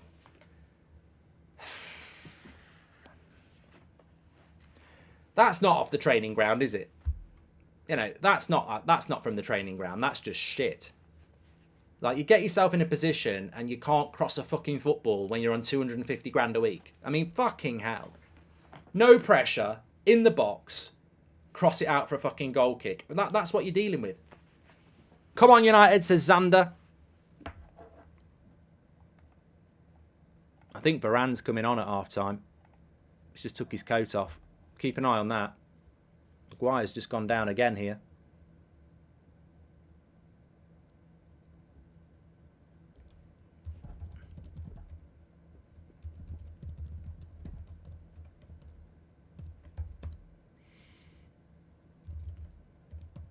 Let's have a look what happens. No, I don't know what either of them have. I don't even know. How's Muniz got injured there? Fucking the invisible man. Bloody hell. He's literally nowhere, no one's near his face. And he goes down. What the fuck was that all about? Hi, Mark, saying hello from Adelaide, says Rishan. Hello, mate, hope you're doing well. Calling people for calling Anthony bad is over top. People call on Anthony because he never has even half a game. No, Pratt, I can say what I like. And, you know, if you watch the United Stand, you'll know I've said this for a while. Xenophobia is when you have a go at people from different places and you do it because that's where they're from. And I think that there is a problem with this in my country. We consistently go after foreign players and consistently ignore British bad performances. So xenophobia might be a bit of a strong word, but it's not far off. Like, we do and have, and I've said this for a long time, in this country, in general, in the media, there's a lot of it where they go after the De Geas, the Brunos, the Antonys, the Varanes, the Martials and the Pogbas, and they've been doing it for years. And they don't go after the Maguires, the McTominays, the Rashfords. They don't do it. So, if, you know, I'm not saying Anthony's had a good off. I'm just saying what pisses people off is that all you'll see is Anthony. And it doesn't do us any favours as a football club. If Anthony was the problem, drop him and we'll win the league. But it's not just Anthony. It's a bigger problem than one player. And they always individualise the foreign player. And I'll call it out because I just don't think it helps the cause. Please, can you shout out my mate, Maccal, who is currently suffering with potential gallstones, says Nimrod. And the Guys podcast says, I think in general there's a lot of xenophobia in British football. I'm American and the amount of hate and disrespect fans give to us and our players is hurtful. And Mark, try and name a United player that would start for Liverpool. I can't think of one, says Luke. Not on that pitch.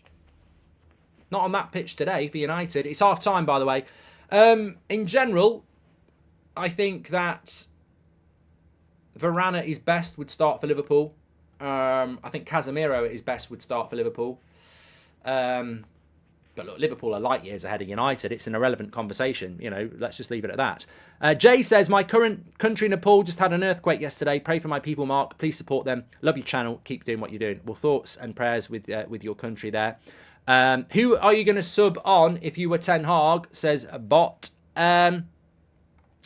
Well, let's have a look at those half-time stats and see if they give us anything of an analytical point. Obviously, a lot of people are going to want to talk about the offside. We can look at that in a minute. For me, it's a bloody joke, but there you go. We've had more possession, but they've had more shots without doing anything with it. I think Fulham are playing a good game. I can see why Fulham don't score many goals, but I think they're playing a good game. They're defensively well organised, and you know, if whoever scores first in this game, I think wins it. And it's a game on a knife edge, definitely. We should be 1-0 up. We've had more of the ball. I don't really like the passing accuracy. It's shit, 82%. You know, with 59% possession, we should be up near 90% passing accuracy. I think the passing's been poor. We need to be more careful. But I wasn't expecting vintage United. I wasn't expecting a good United. What I'm expecting from this game is 1-0. What I'm expecting is a Man United win. And I do feel largely aggrieved that it's been taken away from us. We have more foreign players in our league than any other country by a country mile. I think this xenophobia and racism bullshit is being blown way out of proportion. How many English players are there in the African league, says James. Don't know what you're talking about, James. I'm talking about the way the media always target foreign players. Don't know what you're on about. Our own fans have a British bias and it's so sad, says Trey. And Mark, let's be honest, it's not even a Darren Fletcher. It's Jermaine James with Anthony, and he was not even good when he played, says Martin. But it's not just Jermaine Genius. I can't hear what Jermaine Genius is saying, but I see what Gabi Bonglahor says. I see what, other people have said. It's all the time. And my frustration is, as a United fan, Anthony is not our problem. He may be a problem, but he is not the problem. And they go after one player, and I would just say to them, okay, let's drop Anthony and let's bring Sancho back and then see what happens. We will still be shit because it's not one player. And the reason they're going after Anthony, if we're being absolutely honest, is because they want Ten Hag out as well. They don't like what a foreign manager has done to a British player. That Anthony hates is because, yeah, he's not playing well, but also because he's taking Sancho's role. That's what it's all about. They did it to De Gea because they wanted Dean Henderson in goal. This is what they do. They want Sancho to play because he's English and Anthony's playing instead. So that's what they're doing. It's bias. That's what it is. But Anthony's not playing well, but he's not the only one not playing well. We'll await for the offside thing at half-time, but realistically, I am very, very frustrated because I think in a game like this, the first goal is massive. If we score first, Fulham have to open up a little bit. They're playing quite defensive. They're playing on the break. You score that goal, it opens the game up, and we get opportunities. Unfortunately, a legitimate goal has been chalked off. Now, we're never going to get an apology for this because they will say, by the rule book, that Maguire tries to win the ball and he's offside, so therefore he's interfering with play. The frustrating thing is, and I'm trying to keep it on the lowdown here, is that we are being targeted because they're looking for stuff with us all the time. The penalty last week in the Manchester derby never gets given. Those things never get given, and they go looking for it. That offside that's been given there never gets given, and they've gone looking for it. Case in point, Fulham against Man City a few weeks ago, shot, keeper, dives late because Akanji's in the line of his eyes and offside, not given offside. So this is what I mean. I get people saying, well, technically it is offside, Mark. We're not living in a world of technicality. We're living in a world of inconsistency. How can a goal be given to the best team in the world who don't need help, where somebody has a shot, Akanji stood in front of the goalkeeper, moves his foot to kick it, misses it, goes in, goal given, and yet Maguire, who doesn't even touch the ball, and it's going out for a goal kick, Garnacho keeps it in, and McTominay, oh, that's an offside. It's an absolute disgrace. They're looking for stuff against United. Last week, Højlund touches Rodri, he goes down. You'll see 20 times that happen this weekend, and it doesn't get given. Apparently, in the build-up to the offside, Højlund gets fouled off the ball. No penalty. So the frustrating thing for me is that, and it's the same thing with Liverpool's decision, it's the same thing with Brighton last week, it's the same thing with Arsenal and Kovacic, it's the same thing with the bloody Newcastle penalty last week. These inconsistencies are destroying the game, and ultimately, it's not the people's game anymore, as somebody said in the first half. It's the geeks' game. They're analysing football like it's a fucking code, and they're ruining it. And look, we won't get an apology because they'll say technically it's offside, but I would be saying, well, you didn't give it when it happened with Man City. Incredible. There are at least 3 or 4 players who just can't play the game at a faster pace. They are just not good enough. We cannot move forward with these players, says Jayash. And would love a poll on if dropping Rashford is actually injury or tactical. I wonder how officiating on player ratings would pan out. We need to voice VAR, says Matt. Go on then. Why don't you name and shame the individual writers who are calling out foreign players and let's go and get them, says James. Mate, I'm not. Grow up. And Tim Howard, bitter, saying clear offside, says Tom. Don't moan, Mark, it's not allowed. Always the victim, says Derek. If the ref says offside, it's offside and you can't choose that. Absolutely clear offside anyway, says Moy. Have you not got anything better to do on a Saturday lunchtime than come onto a United fan channel and talk shit? I mean, you're very welcome, but you're very bitter. Been researching Anthony. He's playing deeper and much wider at United. Used to play like a right forward at Ajax, regularly receiving the ball around the area, playing it much quicker, says Rob. I mean, look, there's absolutely no doubt in the build-up that McTominay and Maguire are offside. I understand that. But to rule that out when it goes to the back post to Garnacho, they're not active when it gets to Garnacho. So, you know what, I understand the offside rule. Some of you might not. But the offside is not being given offside because of the initial offside. That shouldn't happen. Nobody touches that ball. Nobody's active. It goes to Garnacho. And then it's just a terrible, terrible decision. But even if you think it is offside, please search on YouTube Fulham versus Man City offside goal. And that was given. And they didn't apologise to Fulham for it. So, look, all I'm going to say is go and watch the offside goal. Well, it wasn't given offside, but go and watch the goal, the first goal between Man City and Fulham just before half-time, and tell me how we've just had a goal ruled out as offside, but Man City didn't. And that was a Kanji clearly offside, kicking at the ball and missing it, and they gave it.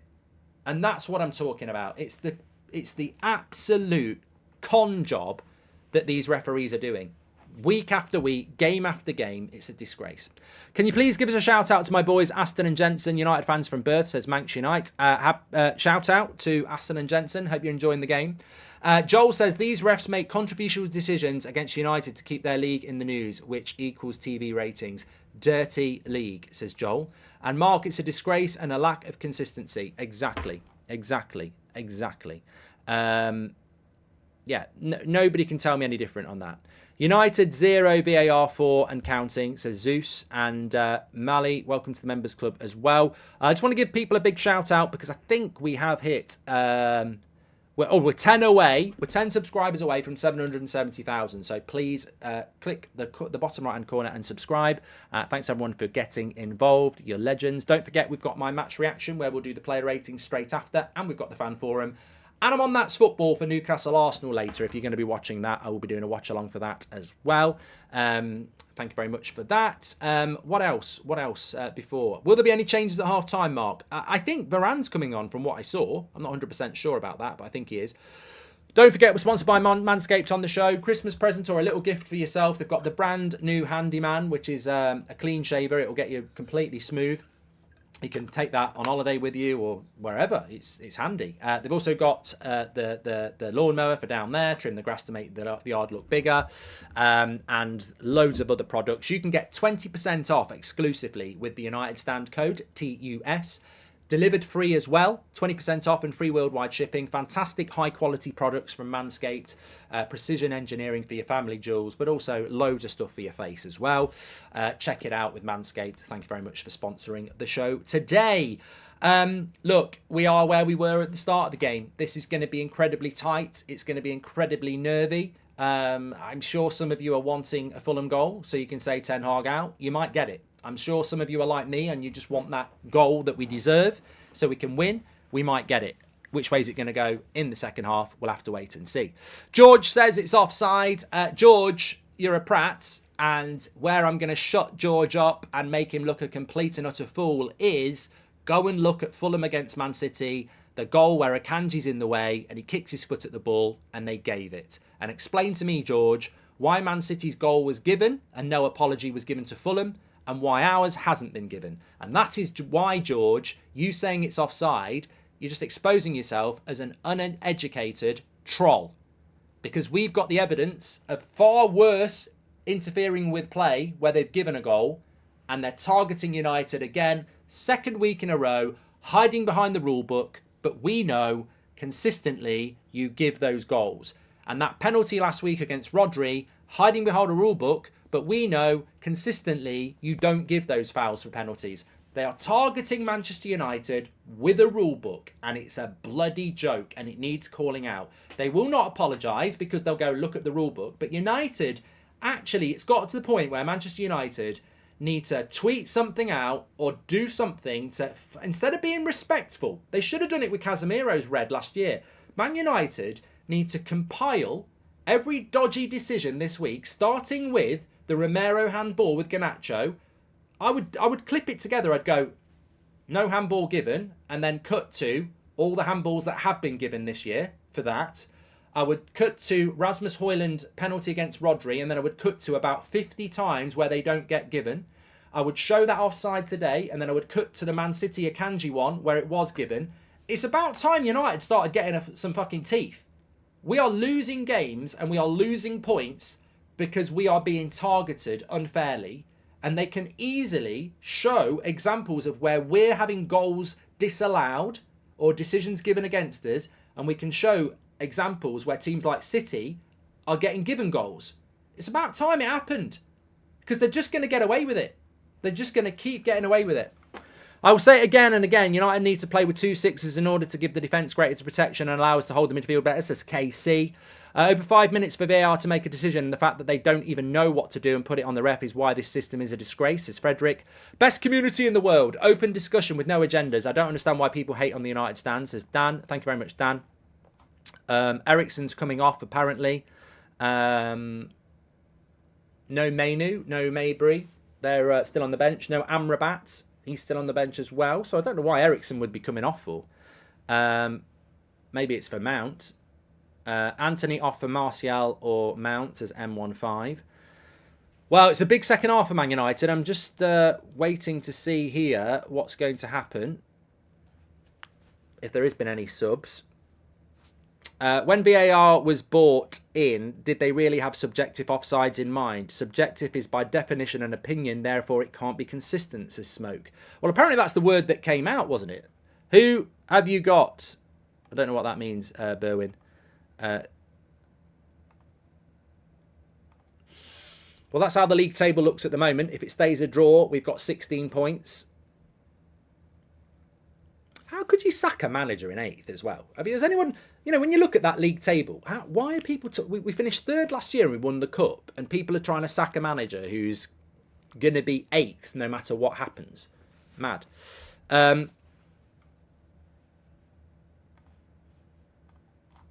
Anyway, thanks everyone for tuning in. Make sure you subscribe. We're only 10 away from 770,000.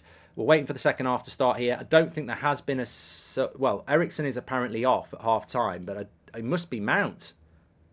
Yeah, Mason Mount's on. No, Eriksen's still on.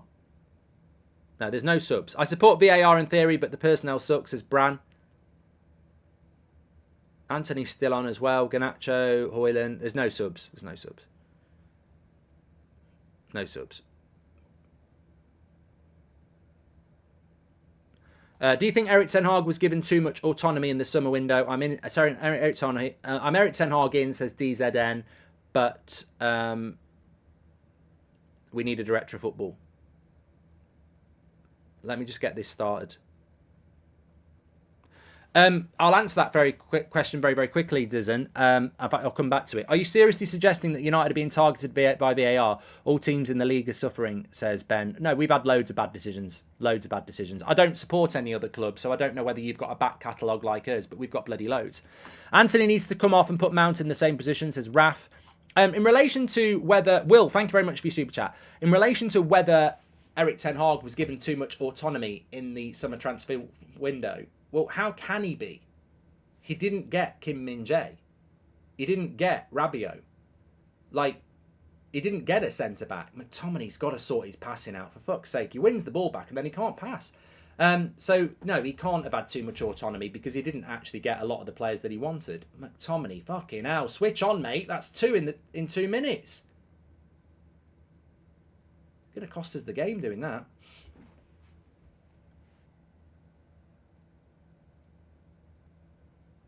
Seems any goals United score is scrutinised, says Aaron.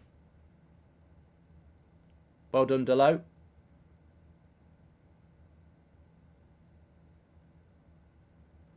Come on. What the fuck is that by Bruno? Oh, it's worked. Oh, Anthony, come on.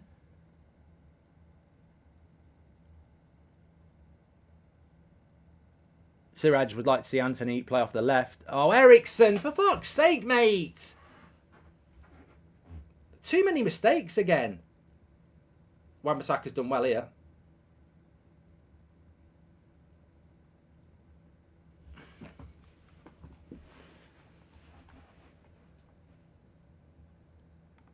Writing the rules so that everyone technically breaks them constantly is a common authoritarian strategy because it allows you to punish whoever you want via selective enforcement, says Jimbo. Here's Garnacho out on the wing. Oh, straight at the keeper. We need another backup striker, says Lewis. Well, we do have Anthony Martial, don't we? But Palestri's on the bench, Dean. I mean, look, the bench... I don't want to tempt fate, but the bench is potentially game-changing with the likes of Mainu, Palistri, Martial, Varane, Amrabat, Mount. There are potential changes that we can make to freshen things up, but, you know, ideally you want to be...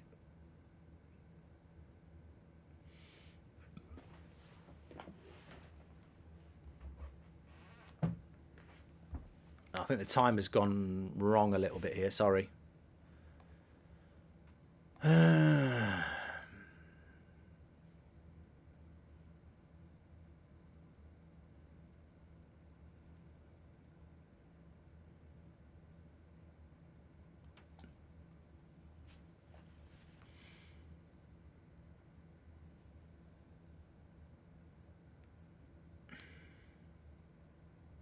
John fears it could be a smash and grab by Fulham. I think I think that was my prediction at the start of the game, wasn't it? I think I said 1-0, but it could go either way.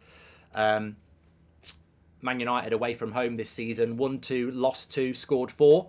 Fulham at home this season, 1-2, lost 2, scored 4. It's got a tight... I mean, a draw is probably the most likely, but it's got a tight result all over it, hasn't it? Eric Ten Hag in, but it's just logical to try Anthony on the left, says Kyle. Look, Anthony's not had a good game. I'm not for 1 minute suggesting that he has, but I just don't, you know, it's individualising United's problem is a problem. For those frustrated with Bruno, please remember he's played half the season out of position, says Alec. And do you think he will bring Rashford on for maybe 30 minutes? He can't, Robert. He's not on the bench. Literally can't bring him on. The bench is Bienda, Amrabat, Mount, Martial, Reguilon, Varane, Palistri, Mainu and Mabry. I mean, I think this is a soft free kick here. I think we've played well. I don't know why people expect flowing football when we're in low in confidence and form. Going to be a grind and I like it, says Will. Romero done the same against Arsenal and penalty given, says Ronaldinho. Yeah.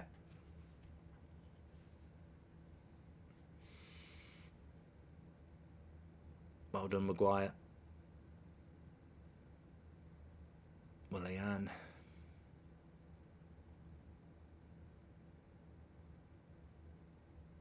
I think these sort of games as well, you've just got to be realistic. There's no part of me that's looking beyond the next 45 minutes. You know, I'll think about Copenhagen after this. You take this United side to Anfield, you get battered. You know, it's not playing well. It's not good enough. We're just playing the game in front of us, and that's all we can do. That's a lovely ball into Bruno. Now into Garnacho. Come on, come on. Take him on. Cross comes in. Oh, he wants it on the ground. He wants it on the ground. He's apologising to Højlund, but everything about this was good. Delo into Bruno. Nice ball to Garnacho. Højlund, look at the movement of Højlund there. Holds his run, makes his run. If that's on the ground, it's a goal. He's just gone too high. Corner here for Bruno. Come on, Harry.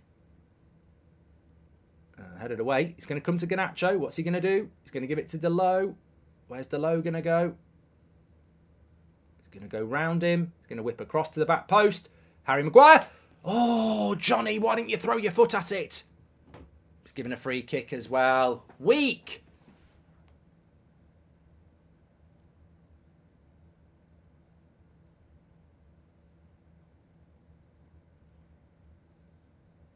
Pereira just stands there and takes that. He's not even trying to win the ball. That's not a fucking free kick. Look, Højlund's never going to have chemistry with anybody when people don't pass. We've had more shots on target. We're winning the shots on target rights, bragging rights. The clock's exactly right to the screen I'm watching at the moment.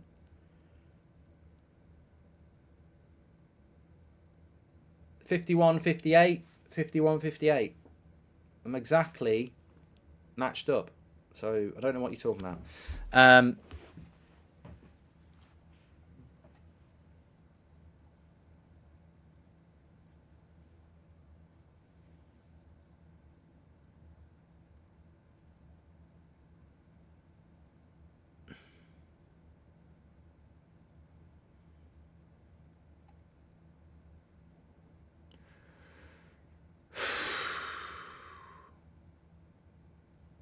I don't know what Fulham have got on their bench. What have Fulham got? Jimenez, Cordova-Reed, Vinicius.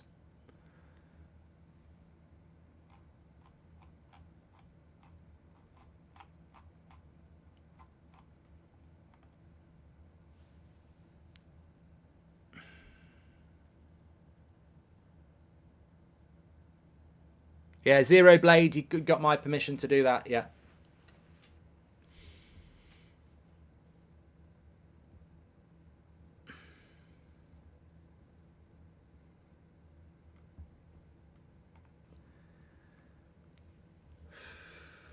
$53.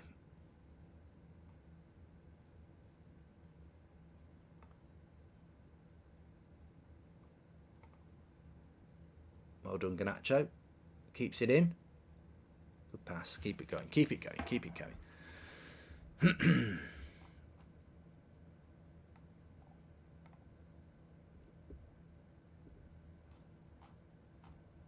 McTominay into Wan-Bissaka. Wide to Anthony.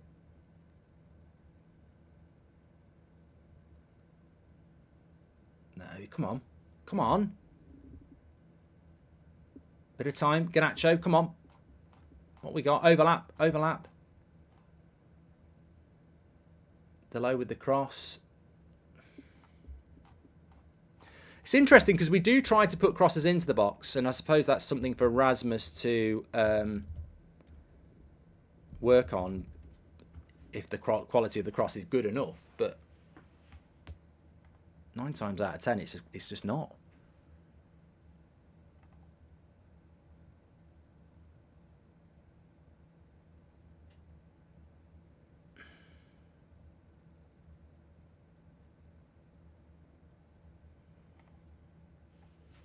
I don't mind this going backwards to go forwards. You know, possession.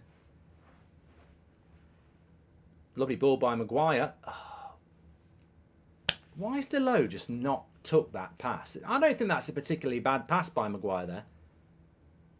Hi, Mark. Who's your Premier League commentator, GOAT? I don't listen to it, mate. Don't listen to it.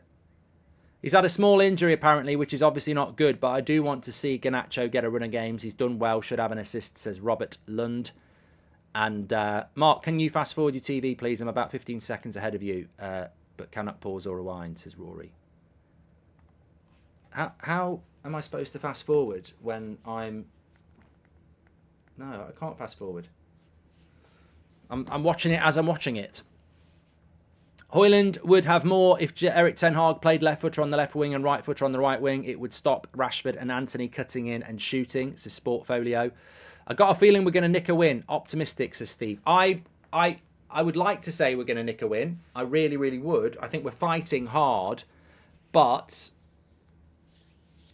the minute I say I think we're going to win, Fulham will score. It's happened too many times before. I refuse to be clippable for that. Take Eriksen off, says Chris. Well, I think we'll get more control of the midfield if we take him off.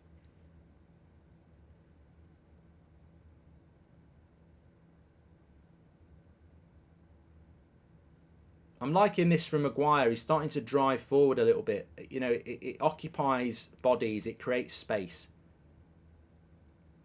And I think Ten Hag has said at half-time, Eriksen needs to come off. He's got to fucking come off. That pass is a disgrace. He can't defend. He's not quick enough. And then he's just passed the ball to a Fulham player. Yeah, he's got to come off there. Take Eriksen off. There's no point in playing as a holding midfielder if the one thing he's good at he's not doing. And they nearly scored from this. They probably should have scored from this as well.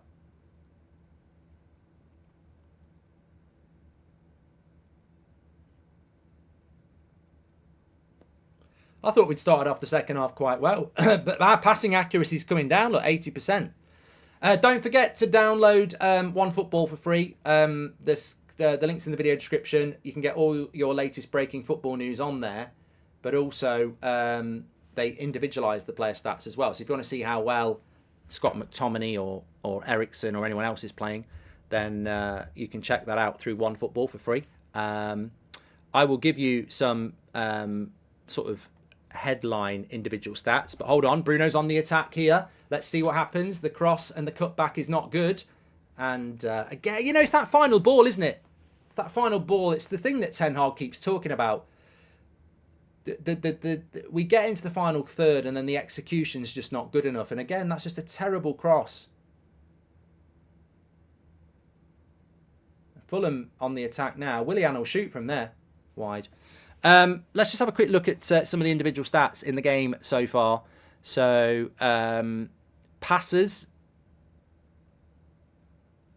I mean, it's quite well spread actually.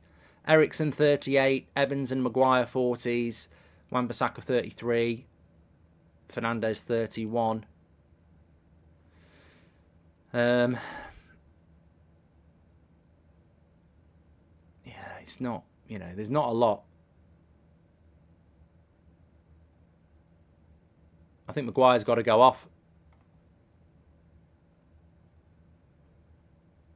United can sign Musiala or Bellingham. Who are you going to pick?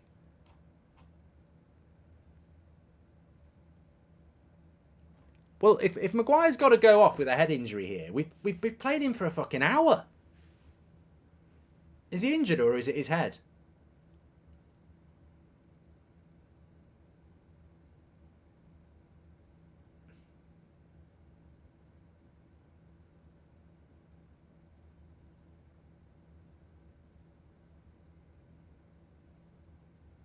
I don't know whether it's a leg injury or a head injury for Maguire, but you know, fair play to what Palestri's coming on. Can he play centre back?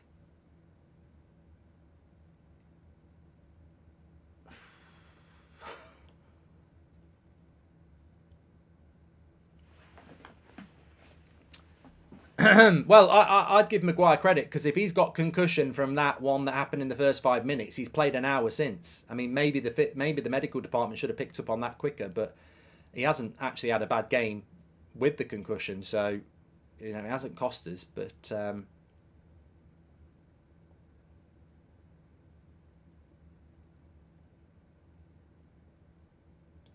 it'd be a shame for Maguire to go off. He's played well.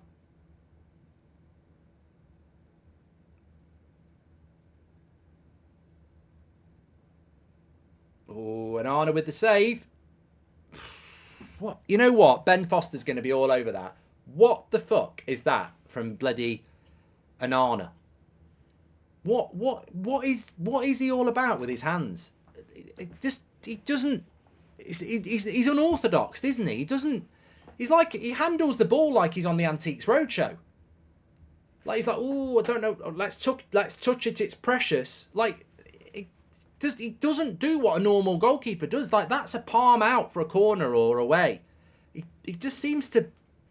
His handling is good, but he doesn't... The ball ends up into dangerous positions. Oh, come on. Good save there, though. Give him some credit. Yeah, big save there. We spent 150 million on 2 useless players in Mount and Anthony, says Jolene. But again, I think he's a good shot stopper, but he's not good at getting the ball away from danger.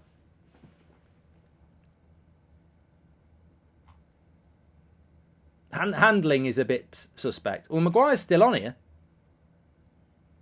You know what? We're a bit ropey here.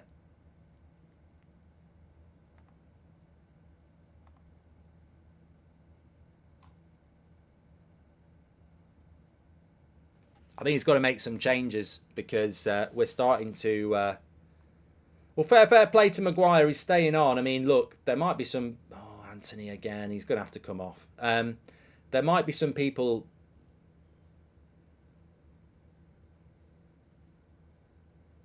Oh, yeah, we're a bit dodgy at the back here. I think Maguire's starting to look a little bit all over the shop.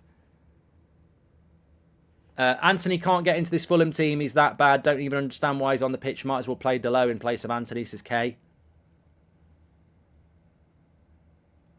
Look, if Maguire's concussed, can we get him off? Because it's not fair on him and it's not fair on us. Like, if they're looking at him, this is just an accident waiting to happen.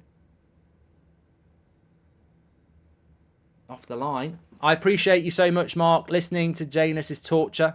So very happy to mute him and have you instead, says Biffa. I think I'm doing a public service today. Jermaine Genus is on comms on TNT and he's dreadful, apparently. So I think I'm doing a public service by providing an alternative. Palestri's going to come on here. It will surely be for Anthony. He's off. He's had a terrible game. He's got to come on. Good decision. Get Amrabat and Varane and Mount on, says Garman. Anthony has to be subbed, says Alec, and he has been. Could go any way this game at the moment. Could be a draw, a Fulham win, or a United win. And I know I sound like Michael Owen, but genuinely, it could go any way.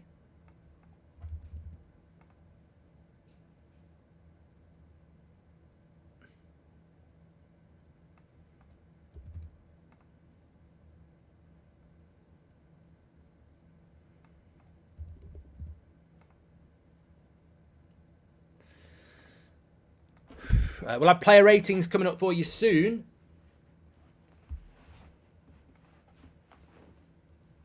Mark every player out of 10, 6 being the average. Where's the sweeper keeper there? Fucking come on. Why is Onana not coming off his line there? Is that what we bought him for? I'm waiting for him to appear in the screen.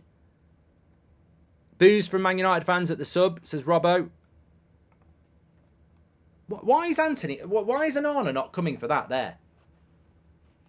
This is pressure now. We've now conceded a corner. Get Amrabat and Maino in to hold the midfield, says DJ.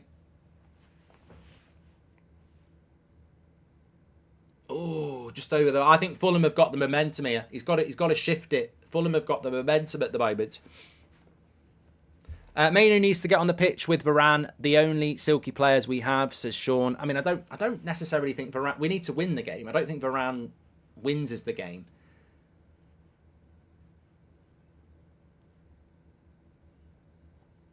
Those accusations have definitely affected Anthony, says Shell. And this is hard to watch. Really bad, says Michelle.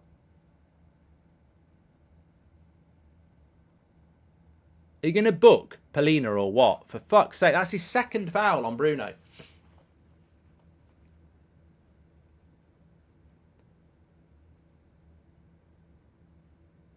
It wasn't that bad, actually.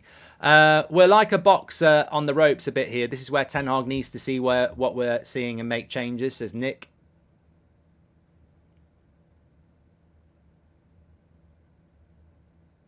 And Polina's been booked. Well, he should have been booked for what he did in the first... I don't think that actually was a booking by Polina. He should have got one in the first half, though.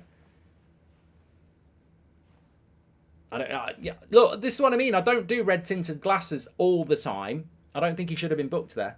It's the same way in Iceland. So many of the regular commentators are rival fans and the bias always comes through. You can't stand listening to them, says A. Thank you very much for your super chat there.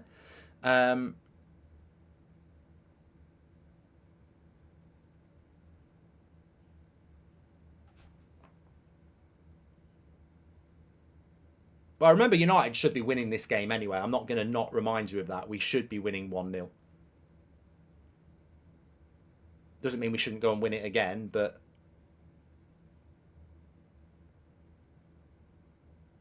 I mean, what is this? This stupid ground passes from centre-back to centre-forward. Play through the lines.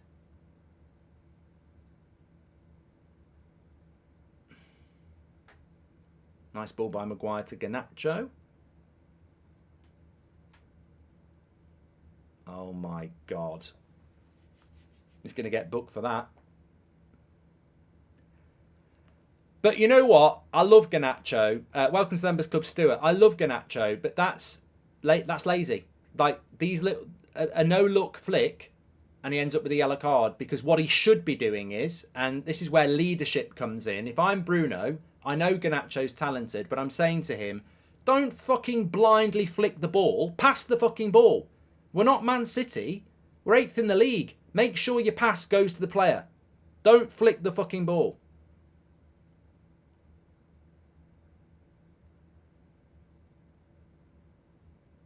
I'm doing Newcastle Arsenal at 5 o'clock on That's Football. That for me is pure. That's just pleasure. This is torture because it's my club. Is Eric Ten Hag waiting for Harry to break his head, says Kevin. I don't really understand why we've kept Maguire on. I mean, they've done 2 concussion checks on him. He won't come off himself.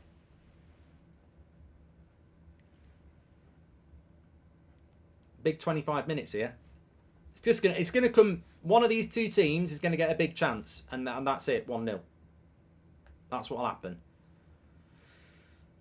I don't understand why he's not took Ericsson off. Random question: is Evans the first player whose age and shirt are the same number? Says Lennon. No, there must be another player that's done that. A lot of people wear like 21 and all that shit, don't they?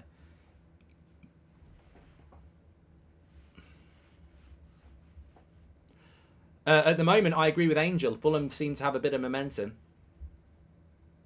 Imagine how. I mean, I tell you what, Ten Hag's arse must be twitching like a bunny's nose, because we know this is not a game that you're definitely winning, is it? It's like it's on a knife edge. A lot of people saying it's a crap game. We don't care. It's Man United against Fulham. I mean, unless you're a Man United fan or a Fulham fan, I mean, this is not vintage football. It's just who can win, innit?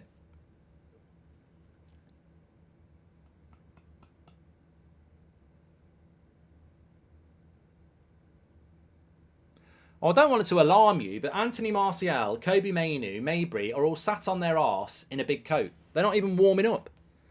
Paul has just gifted 10 memberships here. Thank you very much, Paul. We will never get back to the top of English football, says Owain.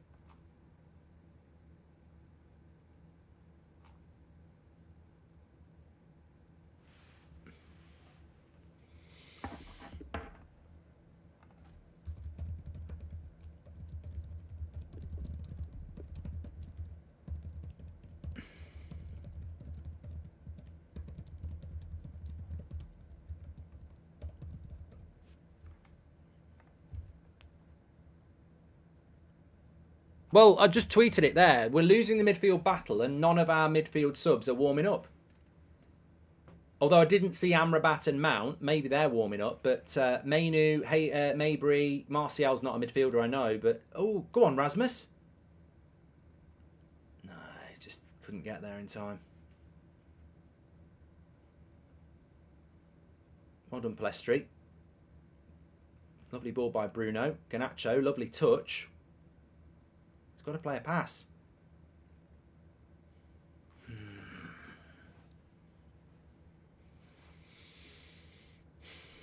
I think the only way we're going to break Fulham down is by doing it quickly. Here's Palistri. No, didn't catch it. It's a shame. Didn't catch it. But you never know. If we can get the ball into Palistri and Garnacho, maybe they can make something happen. But yeah, he just hasn't caught hold of that. Midfield has been terrible, Gene. There's no defensive capability there. Rashi over Garnacho, even if he's not in form, says Crimson.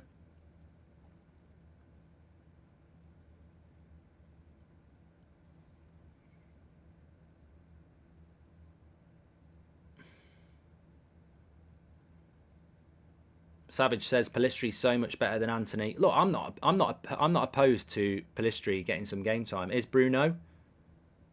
Terrible pass. Didn't even look.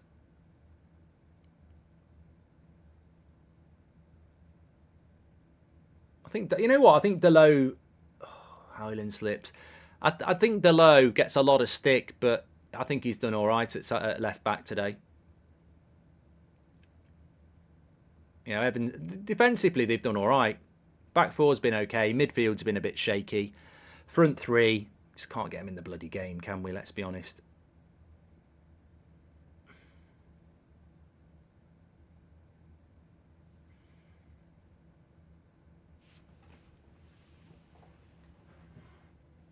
Still had more possession. Same shots on target. They've had a lot more shots than us. 15-6. Bloody hell, they have really taken over second half. Mark, we need Ahmad back more than we realise. Someone to take a man on, says CFC. I don't even know what the story is with Ahmad. He's Rasmus.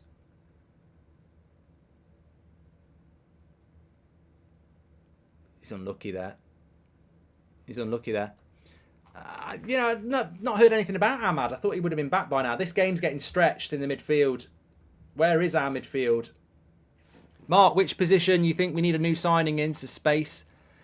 Mate, I think this team at the moment, there's just so many problems with it. It's hard to say what signings we need to make.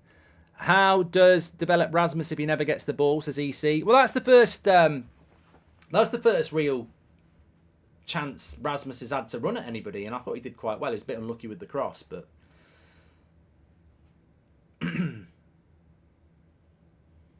what do we got?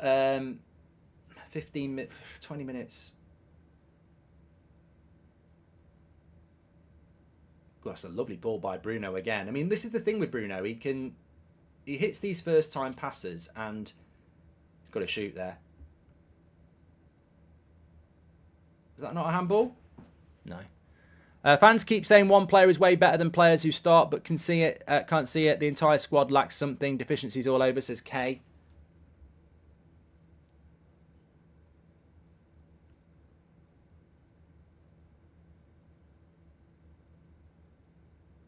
Another player down here. I thought the criticism in game I would have with Ten Hag, because I'm not Ten Hag out, as you know, but the criticism I would have in game is that if Fulham scored a goal, he'd have to change the midfield, and it's not beyond the realms of possibility that Fulham score a goal. So therefore, there must be a problem with the midfield, and I'm surprised he hasn't done anything with the midfield. On a scale of 1 to 10, how bad is McTominay in the midfield, says Kevin? I thought he was all right in the first half, but second half he's been dreadful. Who's your man of the match, says Sid? I'd probably say Wan-Bissaka, Maguire, Delo. Evans has been all right. I'd probably say Wan-Bissaka, I think, because he was good in the first half. I want to see Mount and Mainu, says Anthony. Anana's made a couple of saves. Yeah, you can't argue with that. Yeah, I always forget.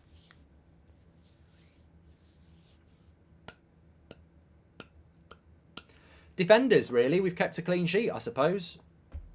Someone's crying here. Don't know how we can win, says Louis. I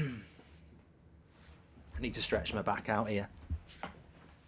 Well, the thing is, I watch United because it's my club. And then I watch other games for enjoyment. And I guarantee you Newcastle Arsenal will be a better watch at 5. Christopher says Erik Ten Hag has got very poor in-game management. He's got, look, I said before the game, that bench looks like it's got options. And here we are, 75 minutes in, and he's not using the bench. I don't know why he's not really changed things in the midfield. Maybe it comes down to trust. Maybe with Eriksen and McTominay and Bruno, he just knows that he can trust those players.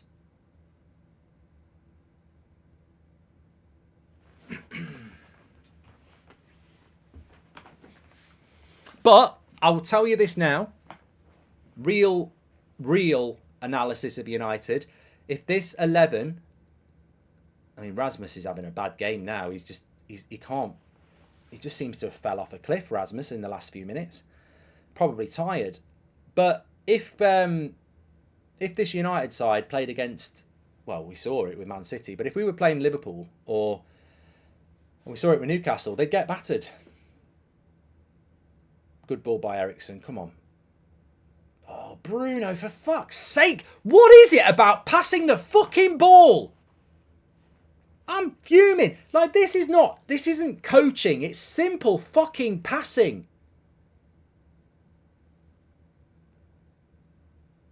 If we signed Kane, fans will say he's finished. The graveyard shift, says Kay. Right, here's Garnacho. Come on. Corner. That really pisses me off. It really pisses me off when it's the simplest pass in the world and it's just lazy, lack of attention. You wouldn't get that from a Man City player. You wouldn't get it from an Arsenal player. It wouldn't happen. I'd like to ask why he doesn't make subs, says Anthony. I don't know. I don't know is the answer. Højlund, a player who should be developing and growing alongside an experienced striker, is having to try to be the main man. It's a disgrace, says Aldo. Love the show. Better days ahead. Eric Ten Hag, bring us back, says Phil. Don't worry, Mark. He will use the bench on the 85th or 88th minute, says Kevin. It's a puzzler. Player ratings are coming out. I'm just about to get the link in the video description for you. Oh, Delo. For a minute there. You know, it's one of those where the camera lies. It's gone well wide. Yeah, it's fucking wild. Wild, wild, wide. Links in the video description for player ratings. Like Mount and Martial are coming on now. I mean, Rasmus and Ericsson come off. I think they're the right subs. I probably would have made them 10 minutes ago.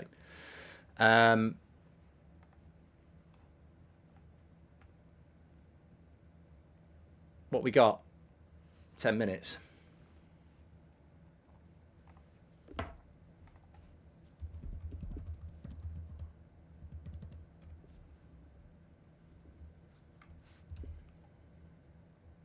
Rasmus looking discontented. Look, at the end of the day, Ange subs off Son with 20 minutes to go. It's not because he thinks Son's shit. It's about fresh legs. And, you know, the way football's played now, 3 games a week for a lot of teams, yeah, you've got to sometimes take people off. I think Anthony was taken off with Palestri because he was playing badly. I think Rasmus in the last 5 minutes looked like he was running on empty. And Ericsson as well. Oh, for fuck's sake, ref.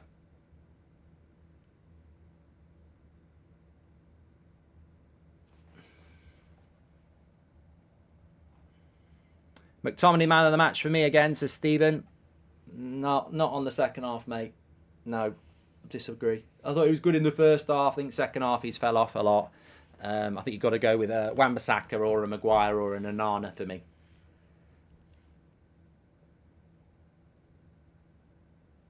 What the Garnacho's right there. What the fuck was that pass from Mason Mount?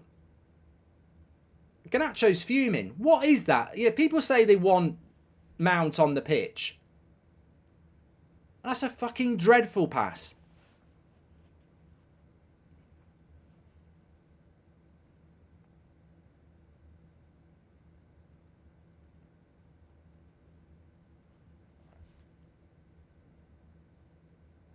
I really feel for Rasmus. He's giving it his all, says Sid. Yeah, I'd just take him off for fresh legs. You know, to me, he looked exhausted in the last few minutes.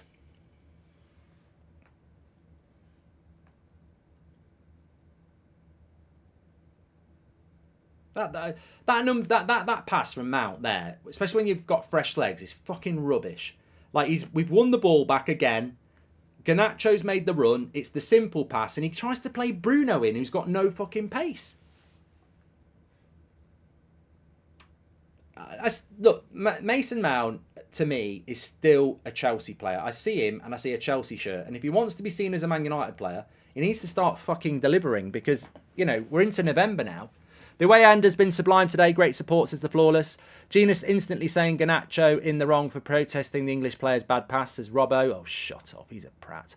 Fulham is our level. We have to adjust our expectations, says Joseph. And how is Martial still a United player, says Jack C.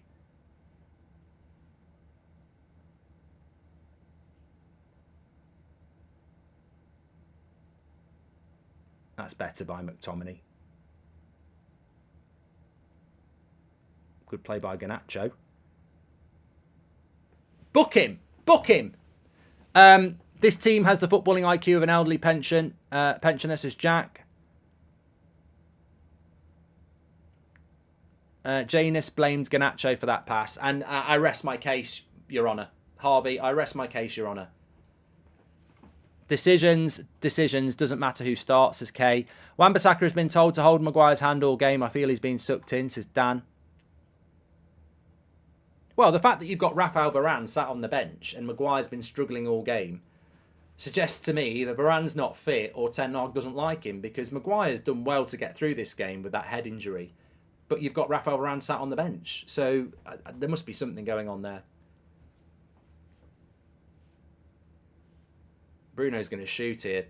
8 minutes to go. Bloody hell. Missing Casemiro, but at least he can't get suspended, to Stewie. Don't shoot from there, Bruno. Oh, I mean, look, it's on target, but he's not going to score from there, is he?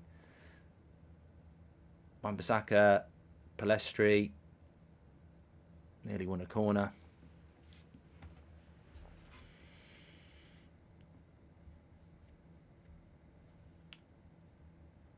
Mount.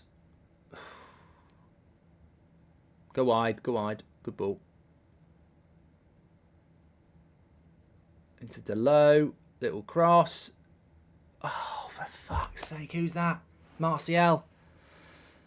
Got the game on mute because I'd rather drink my own piss from a pint glass than listen to Jermaine Genius, as Matty. And Garnacho, Rasmus, Martinez, only ones I like in this squad. Mason Mount is a disgrace, as James C. It's a very, very, very, very, very difficult technique from Martial there. If that goes in, it's an absolute worldie. Don't worry, Mark. Flaney's available on a free in January. This is Connor. You wouldn't be surprised if United did it.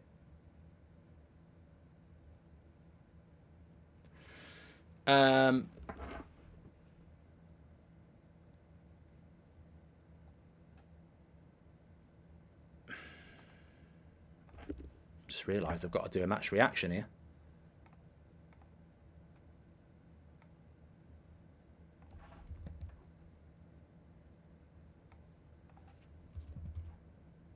I mean, it's been more United in the last 10 minutes. If you're looking for something. But as we know, Fulham have countered quite well. I mean, the way, you know what? I feel a bit sick because the way we've been going at the moment, you wouldn't rule it out, would you? You know what I'm talking about. Another foul on Garnacho. They're starting to kick him a lot, aren't they? We're in London, aren't we? We're in London, aren't we?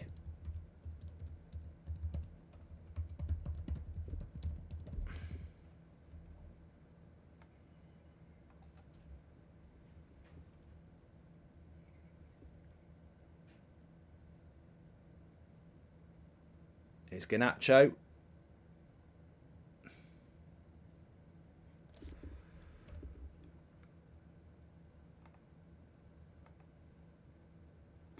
Time's running out here. Well, time's running out, you say. You say time's running out, and it is. But,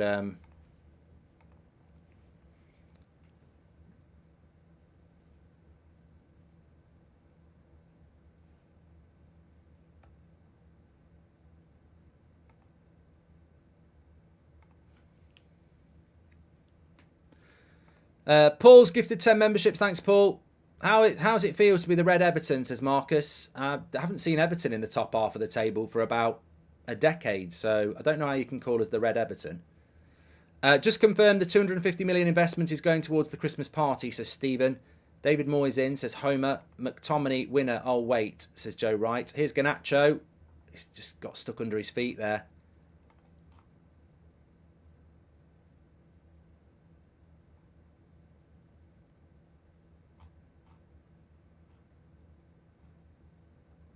It was a foul, I think, by Bruno, to be fair.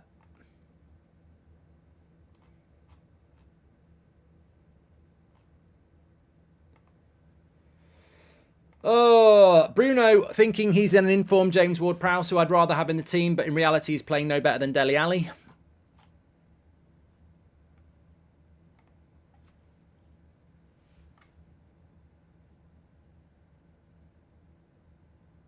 Just wondering how long the ref's going to add on. You know what? I don't want to say it, but the last 10 minutes, we've had more momentum than them. They had their little bit of time, I think, for 20 minutes midway through the half. But now Fulham, this is it. You see, I've done it again. Here we go. Fulham, right on the edge of the box. The low, stupid tackle, yellow card. Fucking hell. Dangerous free kick here. Oh, I feel sick. I feel sick.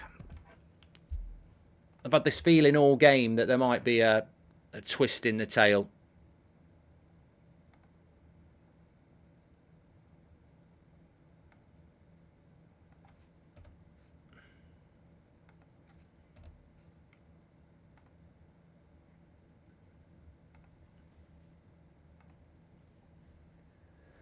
Oh, fucking hell.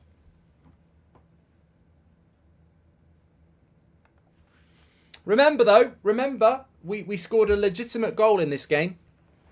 I know people are getting frustrated in the chat. I can see it. We scored a legitimate goal. We've so far had a clean sheet. Player ratings, links in the video description for that. Yeah, we put it in.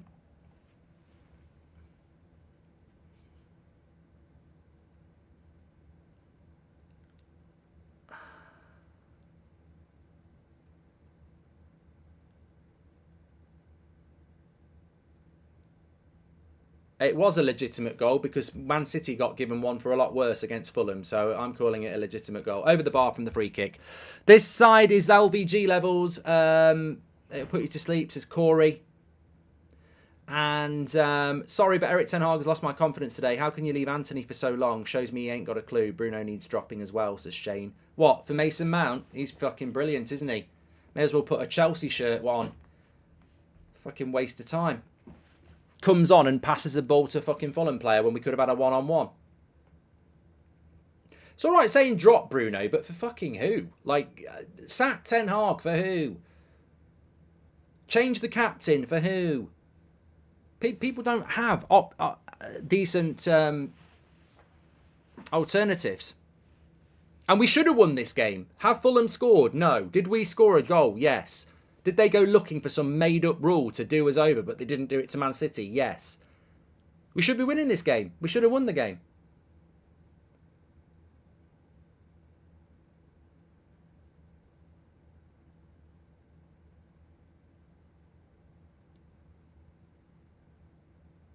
Go on, Palistri. Hi, Mark. If we can't get points from Fulham, where are we going to get them from? Oh yeah, because Fulham are suddenly a bad side, aren't they? Oh my God, what a mess. Bruno, don't shoot.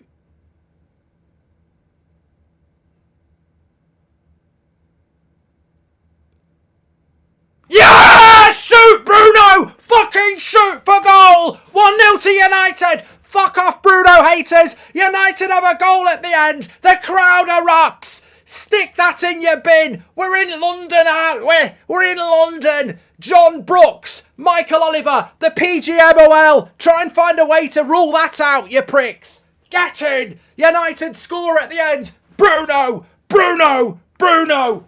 Get in! Justice! Ten Hag outers. The mainstream media. John from the pub last night. Jadon Sancho. Shut up and sit down. Manchester United. We've done it again against Fulham. The hard work of Palestri. Closing down twice. Martial gets in there. Bruno tries to play it to McTominay. He can't do anything with it. But it comes back to Bruno. He goes to shoot on his left. Sends Polina back to Sporting Lisbon. And then a bottom corner finish. That'll do. That'll do. That'll do. Oh, I've been waiting for it all game. All game. All game. And I tell you what, shout out to the people who are sticking with this team and sticking with this manager. Get in. Get in.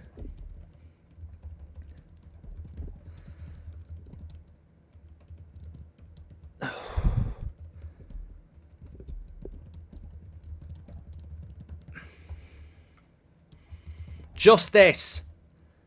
Justice.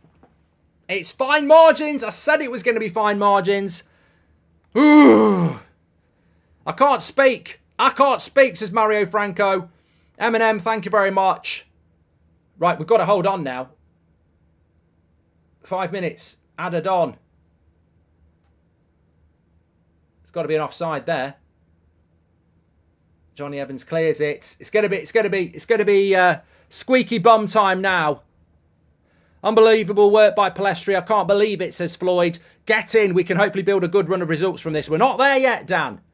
We're not there yet, Dan. We're not there yet. Plenty of time. He's going to bring Varane on.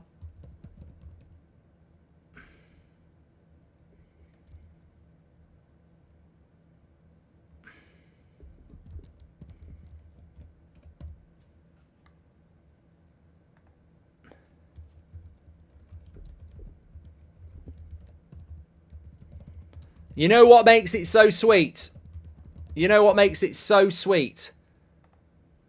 Is all around the mainstream media, they'll be going, no, United have lost. They've ruined our week. United have won. And guess who scored? Bruno. No, it's a double whammy. We fucking hate Bruno and we hate United and we hate Ten Hag. Oh, what's going on? They've ruined our weekend. They've ruined our weekend. I love it. I bloody love this game. Patrice Ever FC. I love this game. Because they'll be absolutely gutted if we win this. And they'll be absolutely gutted if it's Bruno. Weak Mount. Come on. Palestri's my man of the match. Effort. He's got to play every game. Come on, Maguire. Let it go for a goal kick. Get in, Harry. Get in, Harry. Brilliant. I hope Ten Hag sees the value of Palestri. How is he not starting over Anthony, says Ali. This captain fights. This captain fights. VAR, we're checking for a phantom handball, says Kay. They'll go looking for anything here. See if we conceded a penalty again, says Ricky. And this captain fights for the manager. He fights for the club, says Thomas. Massive, massive. I tell you what, though. I'll tell you what. I bet they're miserable. I bet they're all bloody miserable. I bet they're all miserable. All those Ten Hag outers. They'll be miserable about this. They'll be absolutely miserable. Pretending. Oh, it's good for the team. Miserable. That's what they will be. Meant to be United fans. They'll be miserable about this. No, I can't believe it. I can't believe it.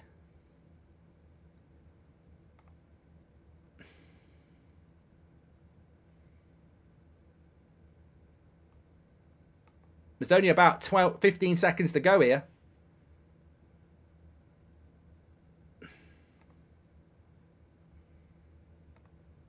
Oh, little sad faces. Ten Hag's got to go. Ten Hag's got to go. Get rid of him. I don't know what I want to happen, but get rid of him. Support your bloody team. Support your team. What happened to that, United? We're up to 6th in the league. We've got 18 points. Stick that in your sangria, Ricky, says Nick. I'm not talking about Ricky, but I'm talking about everybody.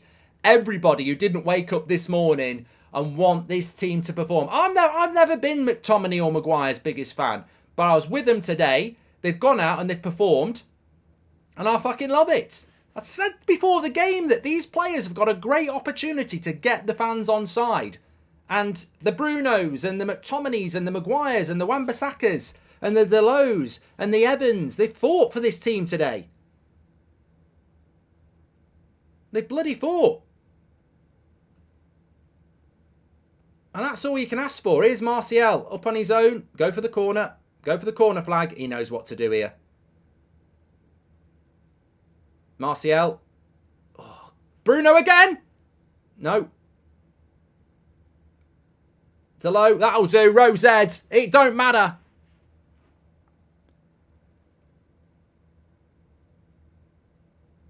Oh, there's people in the chat moaning because United have won. Go and support another club. Go and support someone else. If you can't be happy winning a game today when a manager's being, basically forced out by the media, you can't be happy that your football club has kept a clean sheet and won a game. I don't know what you're doing in football. Stop listening to these prats who think they know what they're on about. Oh, you know, Ten Hag's the problem. Bruno's the captain problem. Negative, negative, negative. The problems at Manchester United, and I'll say it on the match reaction, the problems at Manchester United are not the fucking manager. They're not. And everybody who thinks it is now going to look fucking stupid. And I'm glad that this has ruined your weekend. Get in! Come on! Come on then! 1-0 to United. That's what supporting your team's all about. Massive win for United. Massive win for the manager. Robbed in the first half. But we've come through. We've kept a clean sheet. And every one of those players deserves a clap and a hug. They've put the effort in today. They've got the result. And let's move on from that with 3 points. Let the haters hate. Let him hate. It doesn't matter. United have won the game. That's the first step. It's not, you know, we would have got battered by Liverpool today. We would have done. That team's not good enough. That team's not going to be the future. But it was about today. It was about getting a result today. And that's what Manchester United have done. It's a massive result. The away fans are bloody loving it. I'm loving it. I hope you're loving it as well. Massive result for us. Don't forget to do your player ratings. We will talk about it more in the match reaction. But let's get over to the match reaction. But what a win for United. Absolutely love it. Make sure you smash a like on the video and subscribe. And any United fan who's sat miserable about that because they want to be right about sacking a manager, and there will be some, there'll be fake smiles, they'll be pushing their face up, you know, because what they want to do is scream and shout about Ten Hag out because their stubbornness overtakes supporting the actual fucking club. I'm telling you, that manager don't need the sack. He doesn't need the sack. This team needs to back the manager and back the fucking fans. The real problems at United are not the manager. Big result. We've done it without Rashford. We've done it without Casemiro. We've done it without Martinez. We've done it without Shaw. You know, this is a big result. Massive result for United. Let's get over to the match reaction. Player ratings. Can't wait for those. Come on.